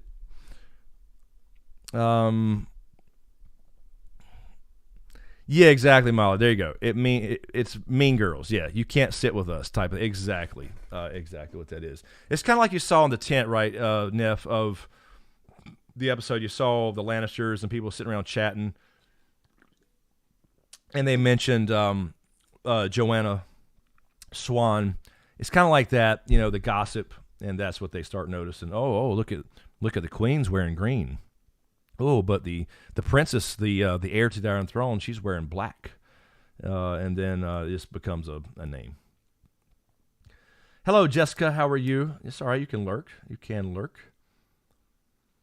Jon Snow, First Blood in episode 9. I mean, possibly, yeah. I mean, sure. I'm just saying, like, I think they would say that for 10, and I have something specific in mind, obviously, but we will see. Well, let me say this. No, I guess, yeah, First Blood can be considered two different things, but technically First Blood, I would say, would be 9. 10 would be First Blood if they decide to go ahead and get into the beginning of the dance before the season. Because it would be a good, we'll definitely see it because, we got footage of things and people. So, nah. Yeah, I'd say 9. I think you're right as far as the actual First Blood. That I wasn't counting that in the war, and I don't want to go into details without spoiling anything. Ray Holland, come on, Eamon One Eye. Yeah, that we're definitely going to see that for sure, Ray, and that's kind of what I was thinking. One of those moments, obviously, not the like I'm saying. I was thinking of the actual war as opposed to, let's say, without spoiling anything, the Green Council. You know, the first Green Council is technically First Blood, I guess you could say. Lord Kev, glad to hear Riddick is better. Glad to see you're still going. I'd had to take a break from life and moment. Things aren't good at all. No, I get it, man. Completely. Riddick's good for now. It could change anytime. I mean, he's not like, don't get it wrong. He's good all the time. He don't seem to care, but it's not fun. It's not pretty. And there's going to be a $4,000 surgery coming, more than likely. I mean, unless things just happen to just start healing, no more squirting blood. It's been a nightmare, so I appreciate it. Yeah, we'll do that. So let me go. Speaking of the riddle, let me go check on him, and then I will come back and pull up the teaser, and we can go over our teaser for episode 4. And I'll probably still do a short video on that maybe tomorrow. We'll see what happens.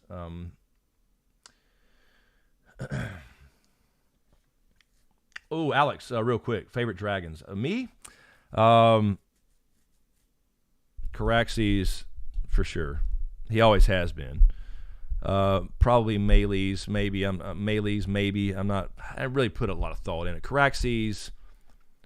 I almost have to say Drogon because we've seen Drogon, but because the rest of them you're just hearing from lore in the books, right? We're just now seeing them here. So I don't know. I don't know if there's a particular from this era where they're still alive. Obviously, you know, we never saw Balerion alive and all that stuff. But, you know, you hear of the legends of things he did and all that stuff. I mean, he burnt Harrenhal, for Christ's sake. So you could say Balerion, Drogon, Caraxes. I don't know. Dreamfire. I like Dreamfire. Silverwing. I don't know. I don't know if I could pick 3. They're all very special in their own ways. I mean, Vhagar. I mean, the biggest dragon next to, I don't know. That's another thing. We'll see, we should see Lena with Vhagar soon. Lady Celtic, hello. Didn't even know you were here, Lady Celtic. I'm sorry I didn't see you before. Happy birthday. Is it Lady Celtic's birthday? Happy birthday, Lady Celtic Moon. I'm sorry, I didn't see that. Sacramento is still 102, by the way. Shit, the hell with that, Megpole. That's July and August here. I'm done with that shit too. Okay, so yeah, let's do that. Let me go check on him. Use the restroom, and I'll throw some snazzy music on that you all love, and then we'll come back. I'll pull up the trailer, and we'll quickly go over that, and then let everybody get out of here. I know everybody's off today, or most people, but back to work tomorrow. But we can definitely go over that. Didymus, what's my opinion on the time jumps compared to GOT? I don't have a problem with it. I think I understand what they're doing, and they're making it pretty clear. You know, they have somebody say, 2 years ago, which is kind of, some of the dialogues, I don't know, shifty here and there, but I think that's for every show. But they're wanting to make that clear, obviously, because you know some time has passed since you see a baby and another on the way. By the way, that's Helena. Helena is the one she's pregnant with now. Helena, that's another tragedy. Anyway, but yeah, they're also adding dialogue to make everybody extremely clear on that. So,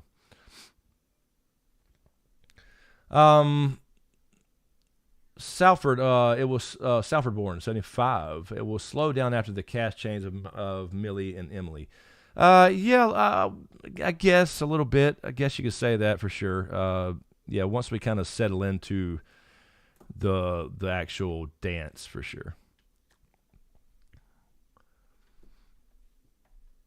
Oh, Betray King, yeah, Betray Vermithor. I wasn't even thinking of Vermithor. Yeah, that's another. Yeah, sure. I like them all. I don't like to see any dragons die, and unfortunately, you know what's coming. I mean, obviously, we know when we get to Game of Thrones, there's no dragons, so we'll see. Well, there is some teleporting, Wendy Lou, for sure. I mean, you got to think, even from King's Landing just to to Dragonstone, in the books would typically be a 2-week sail or something like that, I believe, if I'm not mistaken. Maybe it's a week or something. I don't know if I remember that correctly. But we did see them jump over to Dragonstone fairly quickly, and obviously they're not on Dragonback to get there in just an hour or whatever it would be on Dragonback. But you're seeing a little bit of teleport, but nothing. I understand why. I'm not going to complain about it. Lee, thank you for subscribing as well. Thank you, sir. Appreciate it. Lee Vaux, thank you. All right. Okay, yeah. So give me a couple minutes. I'll play this wonderful music, and then we'll go over this teaser before we get out of here. So let me play that. Give me a couple minutes, and I will be right back. There we go. Do that, and be right back.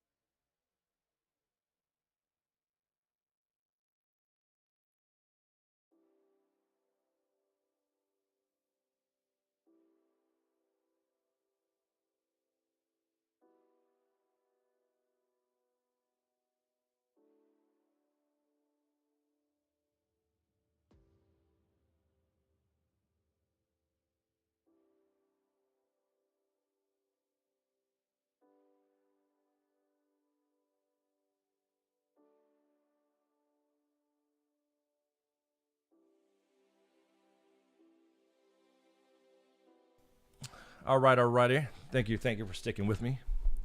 Give me a second here. Do that. Get rid of that, and I will pull up this teaser. I gotta switch sides here, don't I? I'll pull up the YouTube. I need to download it anyway, and maybe do a video if I have time.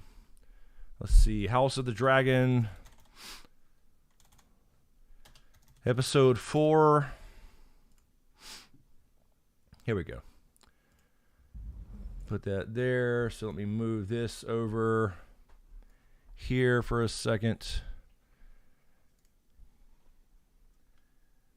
Just lay down right there, bud. Just lay down. I don't have a bone.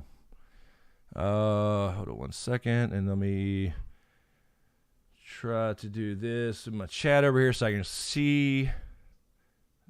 I got to rearrange everything every time I show a screenshot here.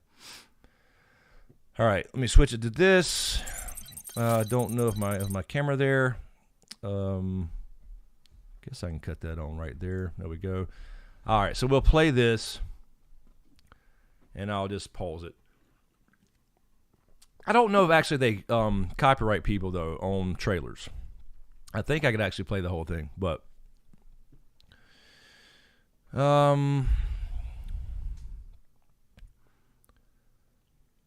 by the way, I'm not getting notifications for some reason. Somebody has dropped a couple of donations. I just saw the emails. I don't know why it's not being notified on here. Fearless One, thank you for subscribing as well. Just a few minutes ago. I can only see email names. I got Joe. Thank you for the $10 dono. I really appreciate that. And then Tina, I believe. Thank you, Tina, for the 100 donation. Thank you. I don't know why this is not popping up on screen. So I really appreciate that. Why is, if I do a test there, so donations are not popping up, I guess. I don't know. Oh, wait a minute. Maybe I got them off. But anyway, thank you so much, Tina and Joe. I can only see, I just randomly saw the email. They're not popping up in my feed as a notification. But anyway. Yeah, I don't know if I said that before. I think Musie's saying it there. Yeah, it's lupus is what caused this artery to burst in his nose. It's pretty much not under control completely, but it's a lot better. So he's been on medications for 3 weeks now or whatever.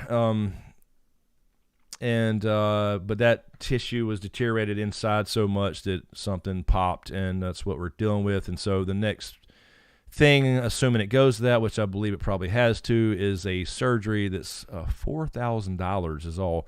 I've spent $3,000 something since we got home from the mountains already on medications, 2 cauterizations, and vet visits. Anyway, but yes, again, thank you, Tina, for the huge dono there. And then Joe, I could only see the email. I didn't want to read the whole email. I just saw Joe in it, so I apologize if I did not see those. They're not popping up.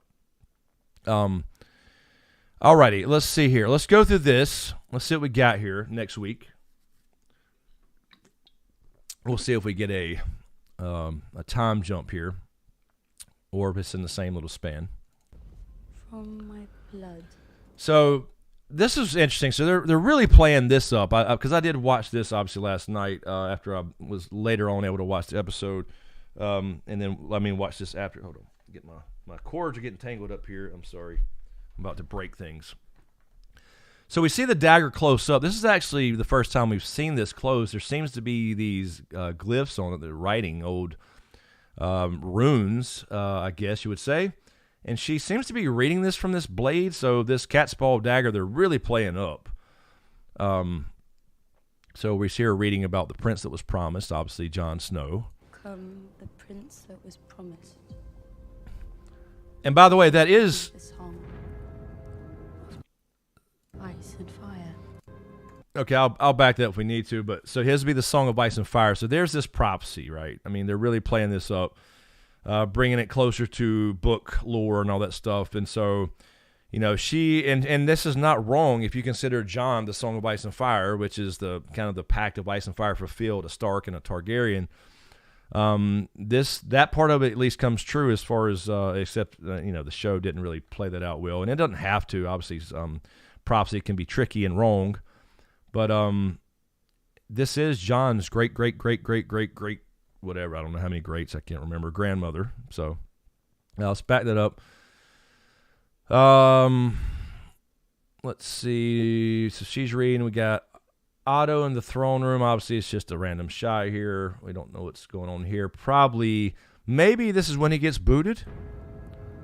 Ice and fire. Daemon, this is him back in King's Landing with the short hair. So this will be, again, minor spoilers. I won't go into any details or anything, but he's going to come back from the Stepstones. I don't know why he cuts his hair, but apparently he does. And he has this crown on, this, that Corlys Velaryon lays on his head. Yeah, Fabian, yes, that is the Bran dagger, the cat's paw dagger, as it's called in the books. This one that was there to kill Bran.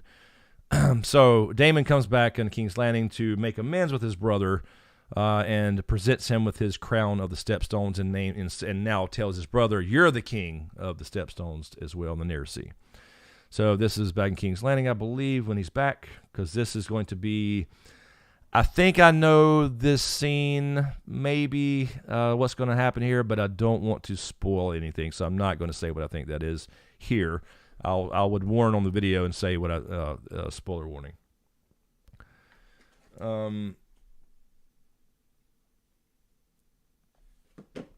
Okay. Alicent, looks like here she has had Helena. I mean, it's hard to tell, so maybe she's definitely not as pregnant as she was, for sure. So I think this is, she's pretty far along, so this could be a couple weeks or something. I don't know this time jump here exactly. We'll see if there's something that gives that away. But it looks like she's already had Helena here, so now that's Aegon and Helena. So there will be another one to come. Of the dragon will stand as one for a further generation. So I don't know. Let's see. We have Balerion skull again. He takes the crown. This looks like to be the same crown he's been wearing, right?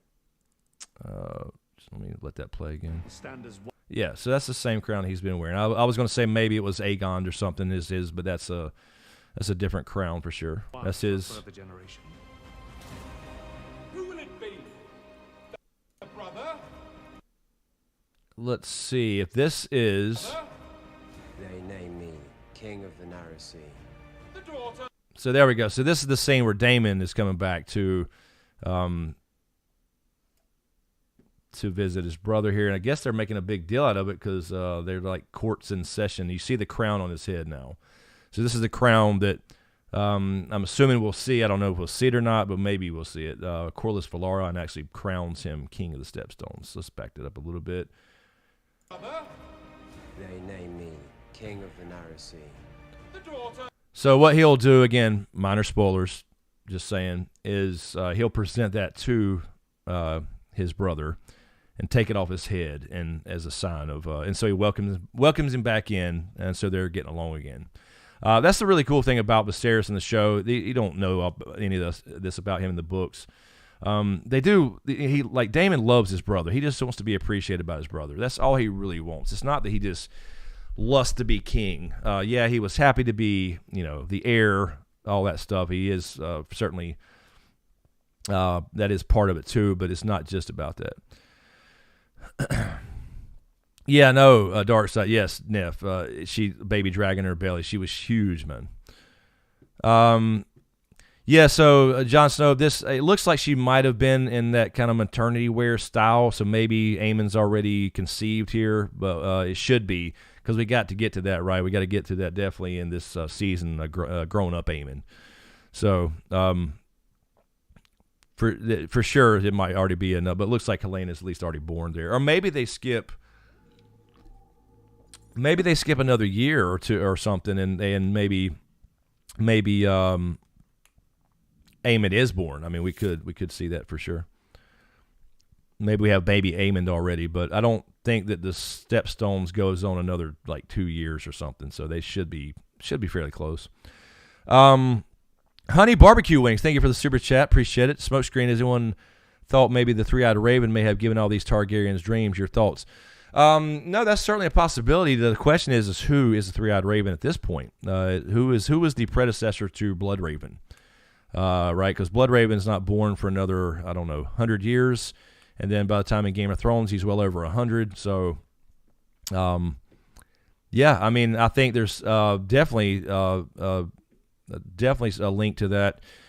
We have the Werewood Tree in King's Landing. I don't know how that would work with Daenerys the Dreamer back in the prequel days or whatever you'd call that before the show. But there's some connection. I've always said that these powers, this magic, are all related and from the same source, regardless of the god they claim.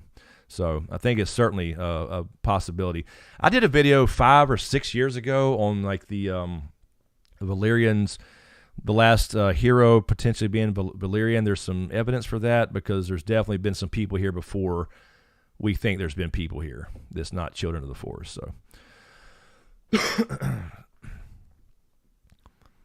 Jon Snow, they say Prince of 3. Okay, did they? Okay, I didn't even hear that. Prince of 3, so a year time jump from 3 to 4. Okay, yeah, that makes sense. So I didn't hear the Prince of 3 part. Did they say that back here? For a further generation. House of the Dragon will stand as one for a further generation.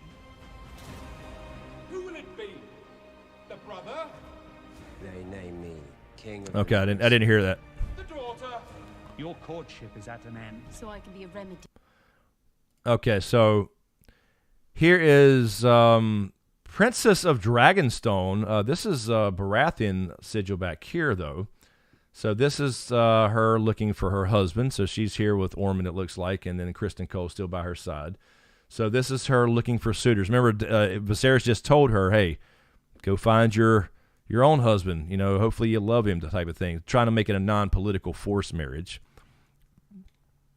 Yeah, Jeffrey Tubbs, I was saying that earlier. I said that in the very beginning of the stream, that yes, Jason and Tyland are both played by Sir Hugh of the Vale. That was very cool. I actually had that in my notes I mentioned earlier. Jake, all three-eyed ravens are children of the forest, no matter. Yeah, no, before they were. We're assuming before Bloodraven they probably were, for sure. But somebody recruited him, right? Somebody recruited Bloodraven just like he recruited Bran. So I can be a remedy. So this is going to be another thing where, okay, look, she's taking, if this is a 2-year jump, like we're saying, what's up, Michael, how you doing? Then she has not found a husband yet, and he's probably getting on her case here, like, hey, look, you got to, and he's going to force her to marry somebody. Your political headache. You are my political headache. Yep. What Yep. little princeling of 3? Okay, little princeling of 3. Okay, that's the first time I've heard that. So there we go. So here's baby. I guess this is Aemon now. I can't tell here by because Helena would, unless that's Helena, and then it's got to be Aemon, right? Because he's the third.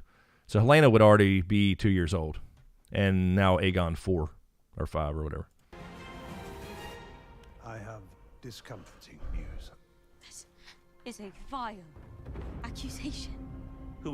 Uh-oh. So the news here, I don't know. I can't say this, man. I think I know this news. This right here. This is all related. I don't want to spoil this, so I'm not going to say what this is. This disturbing news, I believe I know what this is. Discomforting news. And then that's directly related to what she is talking about here, right? She is responding to accusations, right? Don't want to say what this is. Let's let that play out. You guys know this, Red. This is a vile accusation. But I believe that's what that scene is right there with the hands here. We got some love going on right here. Who is responsible for this gossip? I will take their eyes. It is not in Rhaenyra's nature to be deceitful. I like when Viserys gets pissed off. At least he has some backbone sometimes. I cannot say the same for your brother. So we hear Alicent. Let me back that up a little bit. It's nature to be deceitful. Ah, damn it. It is not in Rhaenyra's nature to be deceitful. It's not in Rhaenyra's nature to be deceitful. I cannot say the same for your brother. So she's talking to the king here. Obviously, it's relating to Rhaenyra and Daemon. I know, Fabian. I can't. No, I don't want to spoil it. I don't want to spoil it. People get pissed off when I go ahead too far. But yeah, Daemon involved. He's up to no good potentially. We'll see how it happens. I believe that's how it happens. We'll see. I couldn't see that. Hold on. I didn't see what is this firework thing? I cannot say the same for your brother. Can't really. Okay, maybe that's just a gesture, a magician gesture or something. Okay, wait a minute. Who was that? Was that Rhaenyra running? That's Rhaenyra running in a disguise. Is that not Rhaenyra? Asterix, what's up? Yeah, Venom exactly betrayed Venom for Damo from Allison, exactly. This is Rhaenyra. This is Rhaenyra running in a disguise here, huh? You see, it's kind of falling into place what I'm talking about. You know what I mean?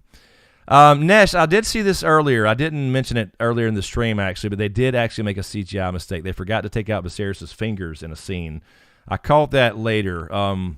I completely forgot to bring it up earlier in the when I went over the review, but yeah, they actually did. They made a mistake. You saw in the other scene he clearly has lost 2 fingers, which is book accurate.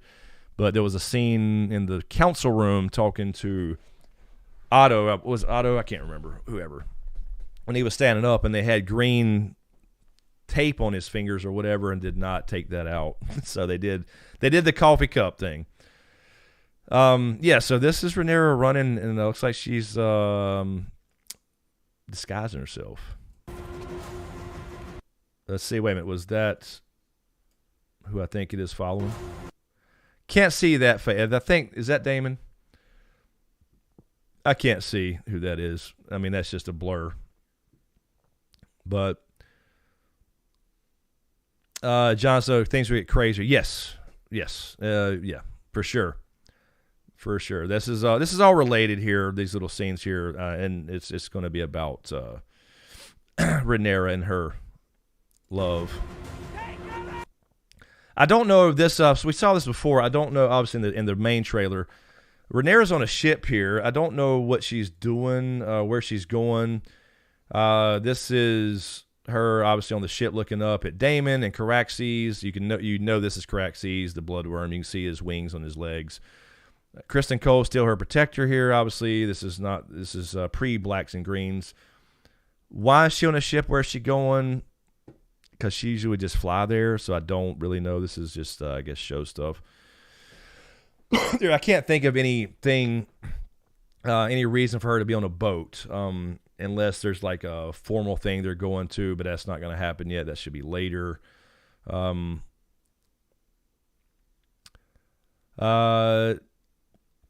Yeah, the hype, exactly, Boldy. I don't, I mean, I could say what I think it is because it's not confirmed in the books, but Mushroom has his accounts, and some are right and some are wrong, and I think this one's right. But yeah, I mean, why? Yeah, Meg Paul. Yeah, she probably is just going to Driftmark. I'm assuming. Yeah, I didn't mean the actual location. I'm saying why is she on a boat, right? She usually flies everywhere. But anyway, probably going to Driftmark for a potential suitor. John, so Storm's End? Not yet. I don't think. I mean, we saw Storm's End a minute ago. We did see Storm's End. It could be them going to that scene for sure. But it could be Driftmark or Storm's End. That is true. I don't know why she would go to Storm's End, although we did see, obviously, that was Storm's End. But they should be coming to her. Anyway, I'm just saying she typically would fly everywhere, but I guess maybe for Kristen Cole to go with her, she's just taking a boat. But why is Daemon harassing her? I don't know here. And I think that's it. We get one more scene here. Nope, we don't get another scene. No. So anyway, yeah, I mean, probably it could be Driftmark. It could be because they may save that for last in the episode, or maybe the following episode, the Driftmark thing. But it could be Storm's End because it looks like she's traveling around getting requests, trying to find her man, right? Which is all this is related to. I What? cannot say the same for your brother.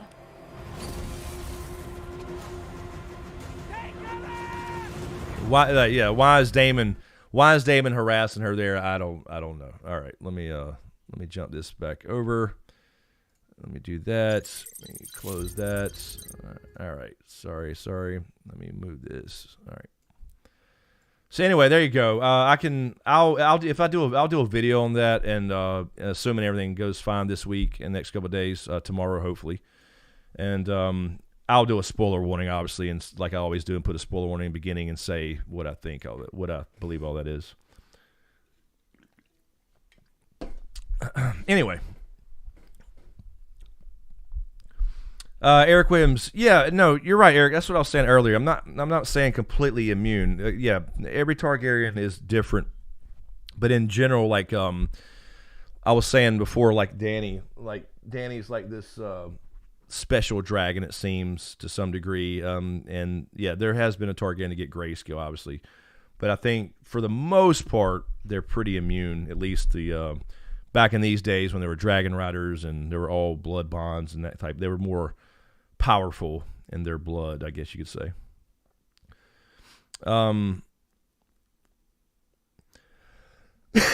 So yeah, it looks like, yeah, you're right. Jon Snow was right. There's I didn't hear that before last night. The 3-year, so another 2-year time jump with 3 kids now. So that will be Helena and Aemond. It did say mother of 3 or whatever.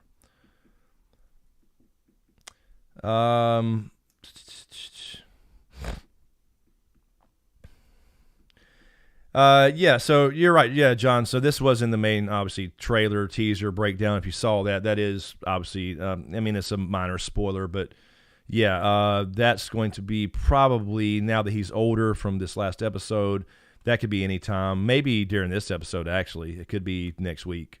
Because, I mean, you don't have many, right? You only have maybe 2 to 3 episodes left with the younger characters. So yeah, it's got to be this week or next. We'll see the wedding. Gregor Smith, she did it all for the nookie. So you can take that cookie and stick it up. Bam. Bringing some old music in. Didymus, I just don't see Amelia Alcott leave so soon. She's a good actress and play a good Rhaenyra. She is. No, she really is. But once you go to Olivia Cook, Emma Darcy, right? Emma Darcy. Once you go to her, you can't go back, and that has to be in about mid-season. So I had always just guessed like 6 episodes of these characters, and then the last 4 of the older ones, or maybe half and half.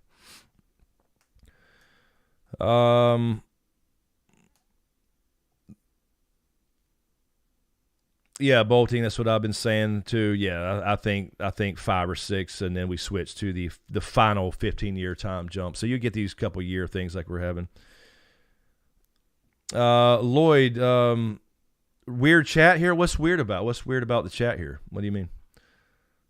It is Freddy Krueger. Can you see Freddy up there? Yeah, he's up there. I got Freddy up there. Can you see Hellraiser cube up there? And then there's a Jason mask beside that. You can't kind of see. I'm without breaking my camera off. Star Wars. Yeah, we got some stuff in here in the studio. I apologize. Now I'm breaking things. Let me fix that and slide that. All right, there we go. Kind of, sort of. I apologize. My lights back here are broke. I have to replace this whole room now, so you don't see lights behind me anymore.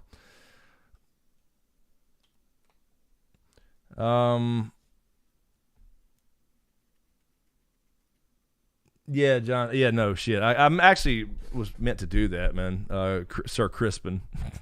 We'll definitely start calling him Sir Crispin probably later when the whole war breaks out. So,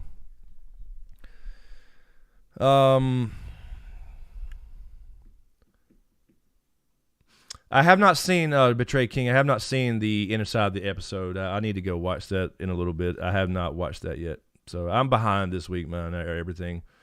I watched it last night late, but I didn't take notes or anything. and then watched it again today to take notes to do this. I was going to do a video. I just don't have time. I don't have time this week.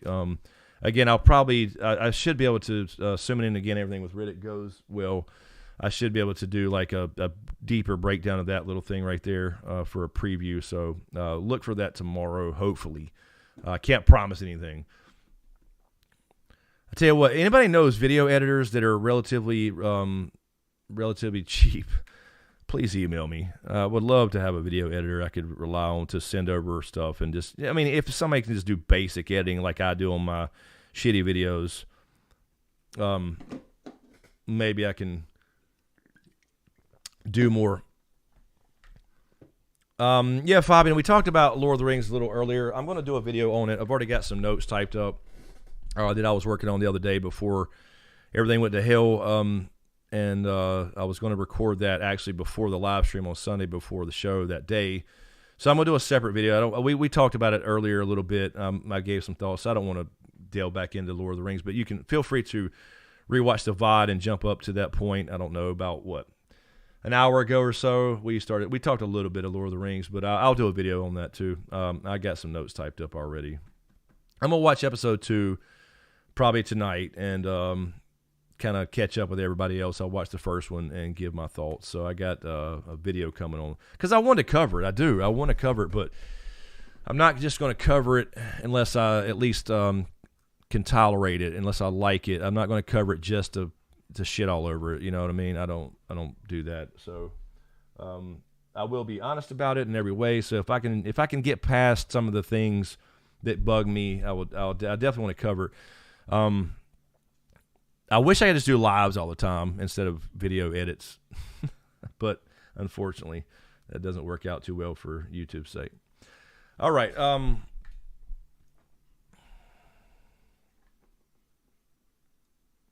Sorry. I keep checking on the dog back here. Yeah, but Fabian, to sum up what I was saying earlier, is I don't think it's nearly as bad as people make it out to be, for sure, just based off the first episode. But there are issues. There are certainly issues. Wait a minute, hold on. Do you need is that might be an old one? I thought I set that one that Nightbot spits out to permanently for Discord. Hold on, I can grab that.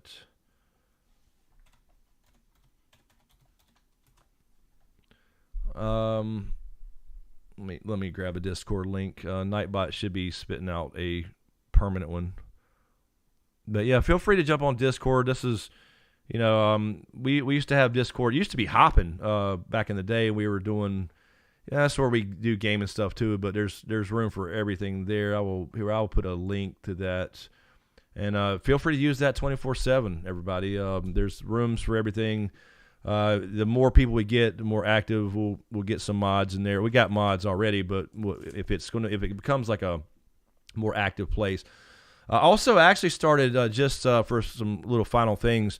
I started a Reddit, a subreddit, a while back, and I haven't really used it that much. I posted some videos there, but if anybody's interested, I said this before. If anybody's interested in, maybe again, it would be just like helping out with moderation, and if you know Reddit well or can help grow that type of thing, active on Reddit, let me know. Here I can invite. I'll just copy this. So this is a 7-day one. I'll do a permanent one later for Nightbot. There's a 7-day Discord invite if anybody wants to join Discord. There you go. There we go. But yeah, I also have a subreddit that I'd started a while back, and I just I hadn't had time to, trying to. This is stuff I should have been doing years ago, and I kind of half-assed did. Let me go to my thing, and I'll just link that as well. And I just did it. I just did SmokeScreen YT. So here I'll put that in there. If anybody's into Reddit or likes to mod or knows anything about Reddit, let me know. I'll paste that too, and if we can get some discussion going on there, that'll be cool. Lloyd, no, Lloyd, what are you doing, man? No. Why does that matter anyway? What is it? Dustin, are you going to watch the new Star Wars show? You mean Andor? Probably not. I mean, I'll probably watch it. I just don't think we need Andor. I just don't think we need it, man. Thank you, Zuma. I don't know what that dude's doing. Anyway. Daemon is badass for sure. He's my all-time favorite Targaryen since the Princess and the Queen.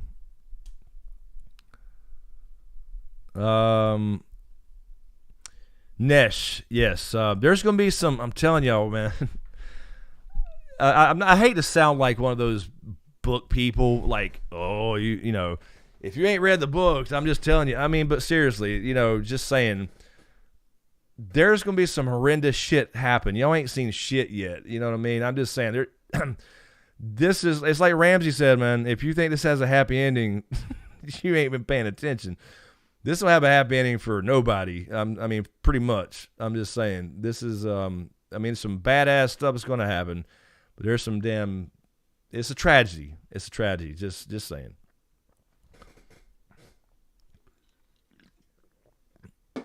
John said, yeah, no, we did Witcher videos. We did Witcher videos and live streams. I got a lot of Witcher videos. Find that playlist, man. Witcher was fun. I enjoy The Witcher. I mean, I think the show was pretty good. Did a pretty good job. There was some things I had issues with, especially the first season, but season 2 was definitely better, and they had more money, more budget, all that stuff. And Henry Cavill's such a huge Witcher fan that he has a lot of influence. Got more Witcher signs thrown in there, so I did all the signs and what that means and breakdowns, and we did some live streams.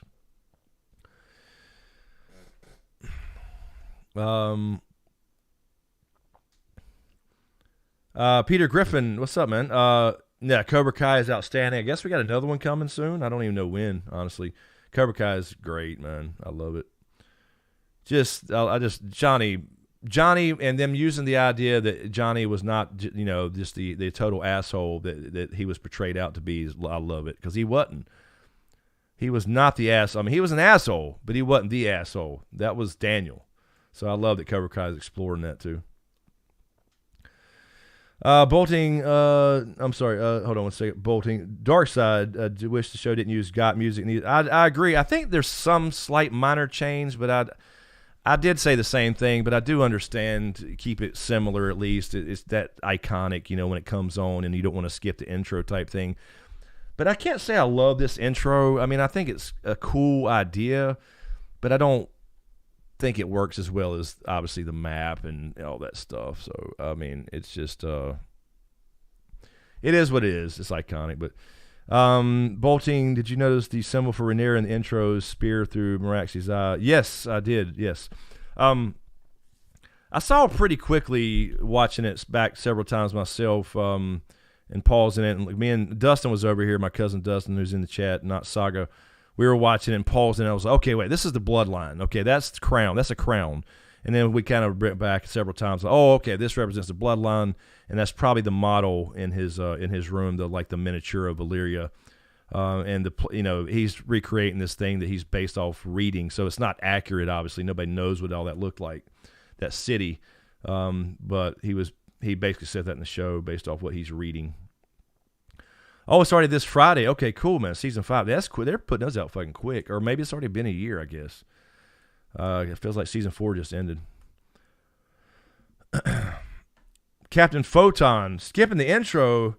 Yeah, this one I can't really blame you. I mean, it's kind of cool, but it's not like that classic, because they may change it, but they can't change it that much for this type of show, right? Because it's not a map where people change houses. You're going to see maybe a couple more things added maybe by the time this thing's over, but not really. So I just liked how Game of Thrones, you had the map, and then they changed the map, and they changed what needed to be done based off what the episode, what was happening in the episode or the time period or whatever, and then the houses and whatever. I thought that was cool.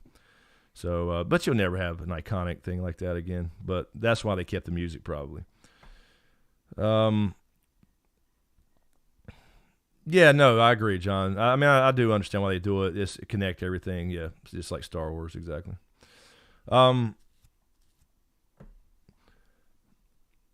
Yeah, Peter, I did not actually mention that, but I was going to say he was taking off his glove. And he's already got 2 missing fingers. holding that damn deer shit. So I did not actually mention that when he inspected the shit, he wiped it on Otto's shoulder. He's getting tired of it, man. That's why I was wondering if they're going to skip the part where he sends him back to Old Town. But yeah, good catch there. Meg Paul was doing that today too, Chris. I had my wiki open going through which kids of Alicent and Jaehaerys died and which married were betrothed and compared it to bloodlines. It was fun. Yeah, I mean, that's what I was doing for that, and that you can see clearly when you kind of understand the premise of the intro that they're going from the arrival of Valyria and then it turns into Aegon the Conqueror's, Iron Crown. And then going down through, you saw Visenya and Rhaenys, and it goes through the whole bloodline, the tree, and then eventually gets to the current lot of Targaryens.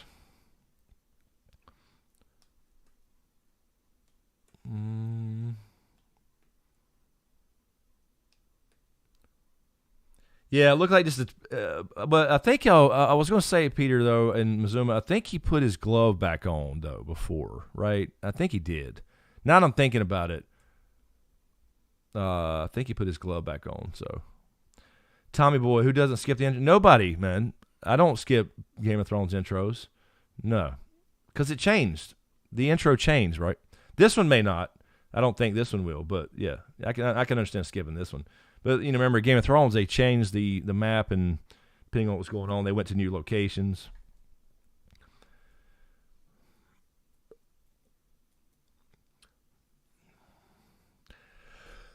Joe Mullins is crazy, but Senya's line dead out quick. Yeah, hopefully, Joe, what they're going to do, the idea, from my understanding, is that they're going to have the 3 or 4 seasons of this, the Dance of the Dragons, and when that ends, you'll have Aegon III being king. Then they'll jump to a different time period. They could jump forward. They could jump backwards and have an anthology series, and they'll have a whole new cast. If that's the case, we could still see the Conquering. We could see Aegon the Conqueror come over.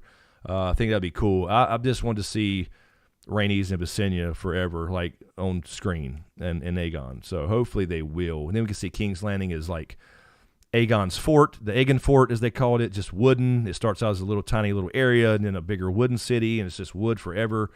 So we can see all that stuff. So hopefully they'll do that stuff. And then, because this can't last but 3 to 4 seasons. All right. It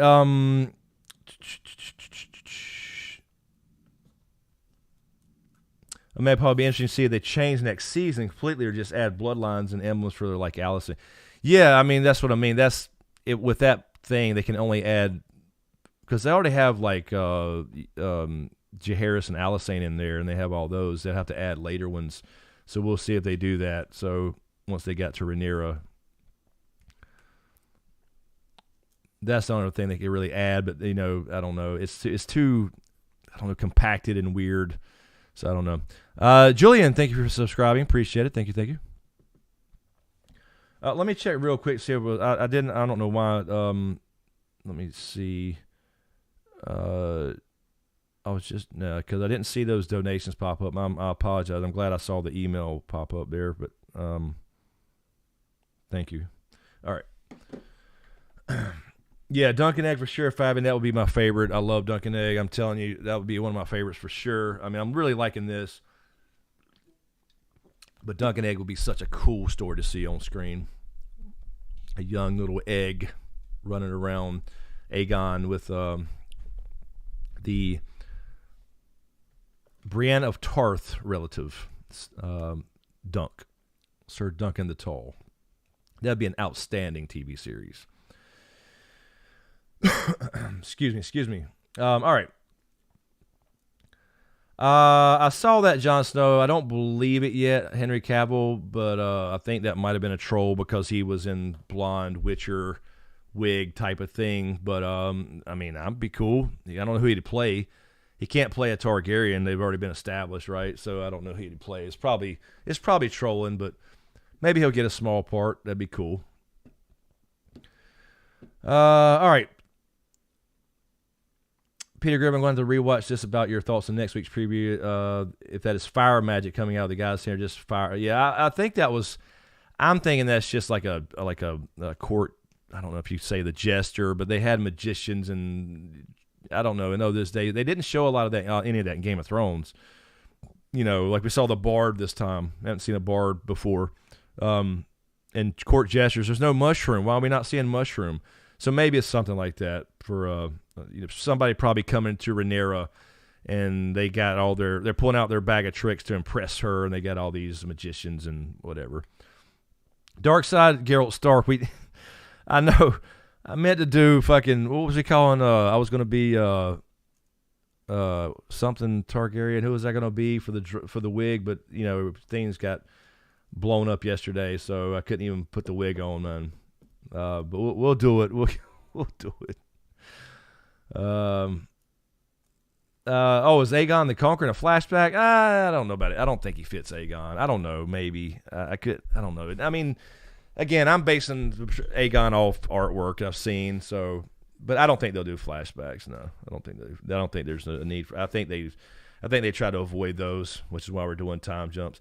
Yeah, no, we had Geralt of Talladega, Darkseid, but we had another name for like Daemon something for the Targaryens, you know, instead of, since that was just during, you know, Twitch streams of of The Witcher. I can't remember what the hell do we say, man. It was funny. We always have, you know, redneck nicknames for my characters. Well, I mean, we got Eddie Stark, but he's Eddie Stark, you know. We got to have a Targaryen version. Meg Paul Aegon isn't as wide as Cavill. Yeah, no, I don't think he was either. Nobody was wide as Cavill, for Christ's sake. All right, well, thank you guys for hanging out. We'll get out of here. It is what it is, almost midnight, but so we've been going almost just as long. Let's see here. There is... Nope. All right. But again, I really wish I'd love to know what Eddie Stark thinks. But yeah, I mean, maybe that's what I need to do. I just need to start doing, instead of just regular reviews like everybody else does, that's what I need to do, is just have Eddie Stark do them. I may just need to do that from this point on. We'll see. But anyway, guys, thank you for hanging out. I appreciate it. Sorry we have a weird... And Tina, thank you again, Tina. I apologize. I don't know why these things are not popping up. But I really appreciate the big donation. And then from Joe, I'm not sure who Joe is on here, so I apologize. I don't know why it didn't pop up on the thing. But yeah, so I'm gonna check out the Lord of the Rings episode 2. I'm gonna I'll at least put my thoughts together in a quick little video and talk about it, because I do want to talk about Lord of the Rings. I'm so excited when it came out, so we'll see. I don't want to completely trash it, but I want to give my honest opinion. So I'll definitely make judgment after I see a couple and whatever. We'll see if we maybe do a live stream. Like, if we want to do that, I would probably just do a live stream, like on, when does that come out? What, is it coming out Fridays? I can't remember. Is it Fridays? Damn. I wish it came out like on a Wednesday. That'd be great. And then we could do like a Wednesday stream for that, even if good or bad or indifferent, you know, either way. Anyway, so we'll try to do the at least the preview for next week. I'll try to break that down a little bit deeper, if it's even possible, from, you know, limited clips. I may just cut out the part of I don't know if I would do a separate one. Maybe just make it shorter, so people have to watch this whole stream. Maybe I'll just download this stream and cut out where I kind of went over as far as like a breakdown. Just do a shitty version of review this week, since I'm out of time and behind anyway. Because so many people get the episode early and have their reviews ready at 10:01. It's really kind of bullshit. I mean, I appreciate. I'm not saying those YouTubers. I'm saying the corporate version of YouTube. It's supposed to be YouTube where everybody's got a fair shot, and then you have bigger channels, which is fine. I understand it. But believe me, they get their early copies, and then they can have reviews ready at like 10:01, and so that's kind of sucks for YouTube. But we'll see. We'll see what's going on with Riddick. So, but I'll do that. Talk Lord of the Rings, and at least a quick little video. Whether it might just be like this, like a recorded, like streamed style something this week. We'll see what happens. But we'll see. Thank you again, everyone, for the super chats and subscribers. Julian for subscribing. Honey Barbecue Wings for the $5 super chat. Fearless One subscribing. Lee, Rav for subbing. Mala for the super chat. Bolo for the super chat. Darkside Droids for the super chat. Appreciate it. Virus Valdez for subscribing. Graphics Princess. Jon Snow Rules for the super chat as well. Rain Hoops for subscribing. Kevin Thompson. Matthew Stiles. And I believe that's it. And then the 2 donations from Tina and Joe, I believe, is what did not pop up. So thank you guys. I really appreciate it. Dale or Wayne. No, it was something else. We had one. We had a good, it was like, I can't fucking remember. We'll figure something out, man. We had something. I thought Neff might have said that last week. I couldn't remember. I know we talked about Geralt of Talladega a million times. But anyway, Cletus. Cletus Targaryen. Now that's two.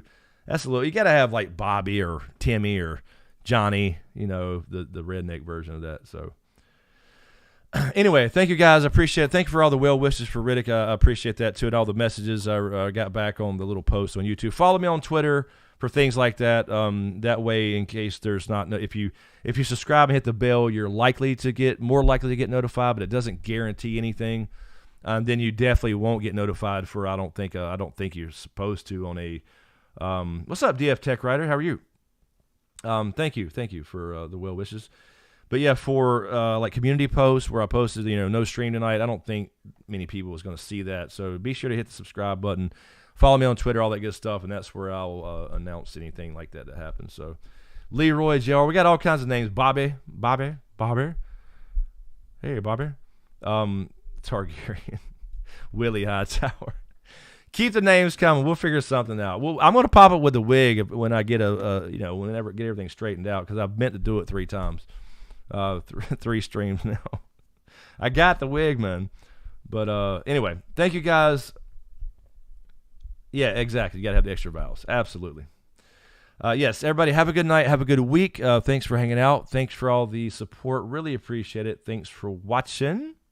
And I'll do this over here, and we'll see you next time.